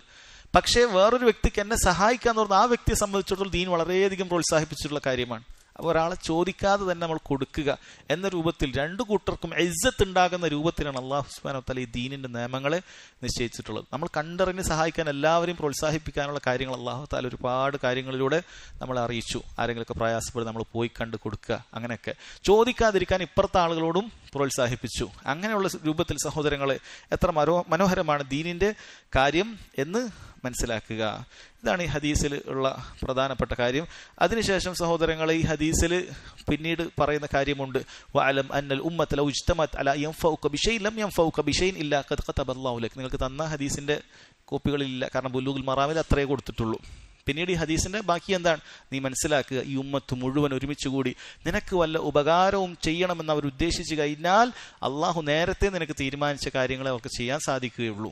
അതുകൊണ്ടാണ് റബ്ബിനോട് ചോദിക്കണം എന്ന് പറയുന്നത്. അത് അതിന്റെ കാരണമായിട്ട് പറഞ്ഞതാണെന്നാണ് പറയുന്നത്. എല്ലാവരോടും നീ സഹായം ചോദിച്ചു, റബ്ബ് സുബ്ഹാനഹു വ തആല എന്താണോ എഴുതിയത് അതേ നിനക്ക് കിട്ടുള്ളൂ. അതുകൊണ്ട് എന്ത് വേണം, റബ്ബിനോട് തന്നെ ചോദിക്കൂ. അതുപോലെ തന്നെ അവരെല്ലാവരും കൂടിയിട്ട് വലൗ ഇജ്തമഉ അൻ യദുറുക ബിശൈഇൻ ലം യദുറുക ഇല്ലാ ബിശൈഇൻ ഖദ് ഖതബഹു അല്ലാഹു ലക. എല്ലാവരും നിന്നെ ഉപദ്രവിക്കാൻ വേണ്ടി പരിശ്രമിച്ചാലും സഹോദരങ്ങളെ ആ ഉപദ്രവം നിനക്ക് കേൾക്കുകയില്ല എന്നുള്ളതാണ്. കാരണം എല്ലാം അല്ലാഹു സുബ്ഹാനഹു വ തആല ആകാശഭൂമികളെ പടക്കുന്നതിന്റെ 50,000 വർഷം മുമ്പ് എഴുതി വെച്ചിട്ടുള്ള കാര്യമാണ് എന്നാണ്. റുഫിഅത്തിൽ അഖ്ലാം, പേന ഉയർത്തിയിട്ടുണ്ട്. വജഫത്തിസ് സുഹുഫ്, അത് എഴുതിയിട്ടുള്ള ഏടുകൾ അത് ഉണങ്ങിപ്പോയിട്ടുണ്ട്. അതുകൊണ്ടെല്ലാം റബ്ബ് തീരുമാനിച്ചതുപോലെ അള്ളാഹുവിന്റെ ഖദറിൽ വിശ്വസിക്കാനുള്ള പാഠവും സഹോദരങ്ങളെ ഈ ഹദീസിൽ ഉണ്ട്. അപ്പം ഇത്രയാണ് ഈ ഹദീസുമായി ബന്ധപ്പെട്ടിട്ടുള്ളത്. അതിനുശേഷമുള്ള ഹദീസ്, وعن سهل بن سعد رضي الله عنه قال جاء رجل إلى النبي صلى الله عليه وسلم فقال, ഒരു മനുഷ്യൻ ഒരിക്കൽ നബി സല്ലല്ലാഹു അലൈഹി വസല്ലമയുടെ അടുക്കലേക്ക് വന്നു. അപ്പം ഇങ്ങനെ ഹദീസുകളിൽ ഒരു മനുഷ്യൻ വന്നു എന്ന് പറഞ്ഞാൽ അതാരാണ് എന്നൊന്നും നമ്മൾ പരിശോധിക്കേണ്ടതില്ല എന്നാണ് പണ്ഡിതന്മാർ പറയാറുള്ളത്. കാരണം ചോദിക്കപ്പെടുന്ന വിഷയങ്ങളും അതിൻ്റെ ഉത്തരങ്ങളൊക്കെയാണ് നമ്മുടെ പ്രധാനപ്പെട്ട കാര്യം. എന്താണ് അയാൾ ചോദിച്ചത്? യാ റസൂൽ അല്ലാഹ്, അള്ളാഹിൻ്റെ റസൂലെ, ദുല്ലനി അല അമലിൻ, എനിക്കൊരു പ്രവൃത്തി അള്ളാഹുവിൻ്റെ റസൂലെ താങ്കൾ എനിക്ക് കാണിച്ചു തരണം. ഇദാ അമിൽ തുഹു അഹബ്ബനി അല്ലാഹ്, അത് ഞാൻ ചെയ്താൽ അള്ളാഹ് എന്നെ ഇഷ്ടപ്പെടും. വ അഹബ്ബനിന്നാസ്, ജനങ്ങളും അതോടൊപ്പം ഇഷ്ടപ്പെടുന്നുണ്ട്. അങ്ങനെയുള്ള അള്ളാഹിന്റെ സ്നേഹം കിട്ടാൻ, ജനങ്ങളുടെ സ്നേഹം കിട്ടാൻ അങ്ങനെയുള്ള പ്രവൃത്തി എനിക്ക് പറഞ്ഞു തരിക എന്ന് പറഞ്ഞു. നബി സല്ലല്ലാഹു അലൈഹി വസല്ലം പറഞ്ഞു, ഇസ്ഹദ് ഫി ദുനിയ, നീ ദുനിയാവിനോട് വിരക്തി കാണിക്കുക. യുഹിബ്ബുക അല്ലാഹ്, അല്ലാഹു സുബ്ഹാനഹു വ തആല നിന്നെ ഇഷ്ടപ്പെടുന്നതാണ്. വസ്ഹദ് ഫീമാ ഇൻദന്നാസ്, ജനങ്ങളുടെ കയ്യിലുള്ളതിനോട് നീ വിരക്തി കാണിക്കുക. യുഹിബ്ബുക അന്നാസ്, ജനങ്ങളും അപ്പോൾ നിന്നെ ഇഷ്ടപ്പെടുക എന്നാണ്. അപ്പം വളരെ മഹത്തരമായ ചോദ്യമാണ് സഹാബി ഇവിടെ ചോദിക്കുന്നത്. സഹോദരങ്ങൾ, അല്ലാഹു സുബ്ഹാനഹു വ തആല അവൻ ഇഷ്ടപ്പെടുന്നുണ്ട്, അവൻ ഒരുപാട് കാര്യങ്ങൾ ഇഷ്ടമാണ് എന്നൊക്കെ ഉള്ളൊരു കാര്യം ഇതിൽ നിന്ന് പാഠമുണ്ട്. റബ്ബ് സുബ്ഹാനഹു വ തആലക്ക് ഇഷ്ടമുള്ള ആളുകളുണ്ട്, റബ്ബ് സുബ്ഹാനഹു വ തആലക്ക് ഇഷ്ടമുള്ള പ്രവർത്തനങ്ങളുണ്ട്. അല്ലാഹു തആലക്ക് ഏറ്റവും ഇഷ്ടമുള്ള പ്രവൃത്തി എന്ന് പറയുന്നത് നിസ്കാരമാണ്. തൗഹീദുള്ള ഒരാൾ അല്ലാഹു അഹബ്ബുൽ അഅമാലി ഇലല്ലാഹ്, അത് നിസ്കാരമാണ്. അതുപോലെ അല്ലാഹു സുബ്ഹാനഹു വ തആല പ്രത്യേകം വ്യക്തികൾ ഇഷ്ടപ്പെട്ടതായി ഹദീസിൽ കാണാം. അലി ഇബ്നു അബി ത്വാലിബ് റളിയല്ലാഹു അൻഹുവിന്റെ വിഷയത്തിൽ അല്ലാഹു തആല പ്രത്യേകം ഇഷ്ടപ്പെട്ടിട്ടുണ്ട് എന്നൊക്കെ നബി സല്ലല്ലാഹു അലൈഹി വസല്ലം പറഞ്ഞിട്ടുണ്ട് എന്ന് കാണാൻ സാധിക്കും. എന്താണ് ഈ ഹദീസിൽ പറഞ്ഞത്? അള്ളാഹിന്റെ സ്നേഹം കിട്ടാൻ ഇസ്ഹദ് ഫി ദുനിയ, നീ ദുനിയാവിനോട് വിരക്തി കാണിക്കുക എന്ന് പറയുന്നത്. അപ്പൊ ദുനിയാവിനോട് വിരക്തി കാണിച്ചാൽ നമ്മുടെ ഹൃദയം ദുനിയാവുമായി ബന്ധപ്പെടുന്നത് ഇല്ലാതായി തീരും. റബ്ബിലേക്ക് നമ്മുടെ ഹൃദയം ബന്ധപ്പെടും. ദുനിയാവിനോട് വലിയ ആഗ്രഹവും അതിനോടുള്ള വലിയ, അത് വന്നാലും ശരി വന്നില്ലെങ്കിലും ശരി, അതാണ് സുഹുദിന്റെ മറ്റൊരു പര്യായമായ പണ്ഡിതന്മാർ പറഞ്ഞത്. ഒരാൾ സുഹുദുണ്ട്, സമ്പത്ത് ഉള്ള ഒരാൾ സുഹുദുണ്ട് എന്ന് പറഞ്ഞാൽ അതിന്റെ അർത്ഥം അയാളുടെ ബാലൻസ് വളരെ കുറഞ്ഞു എന്നല്ല. 1000 ഉറുപ്യ ബാലൻസ് ഉള്ളവൻ നല്ല ജാഹിദും, കോടിക്കണക്കിന് ബാങ്കിൽ ബാലൻസ് ഉള്ളവൻ ജാഹിദ് അല്ലാത്തവനുമല്ല. കോടിക്കണക്കിനുള്ളവനും ജാഹിദാകാം. എങ്ങനെയാണ്? അവൻ പണവുമായി അവന്റെ ഹൃദയബന്ധം എന്താണ് എന്നാണ്.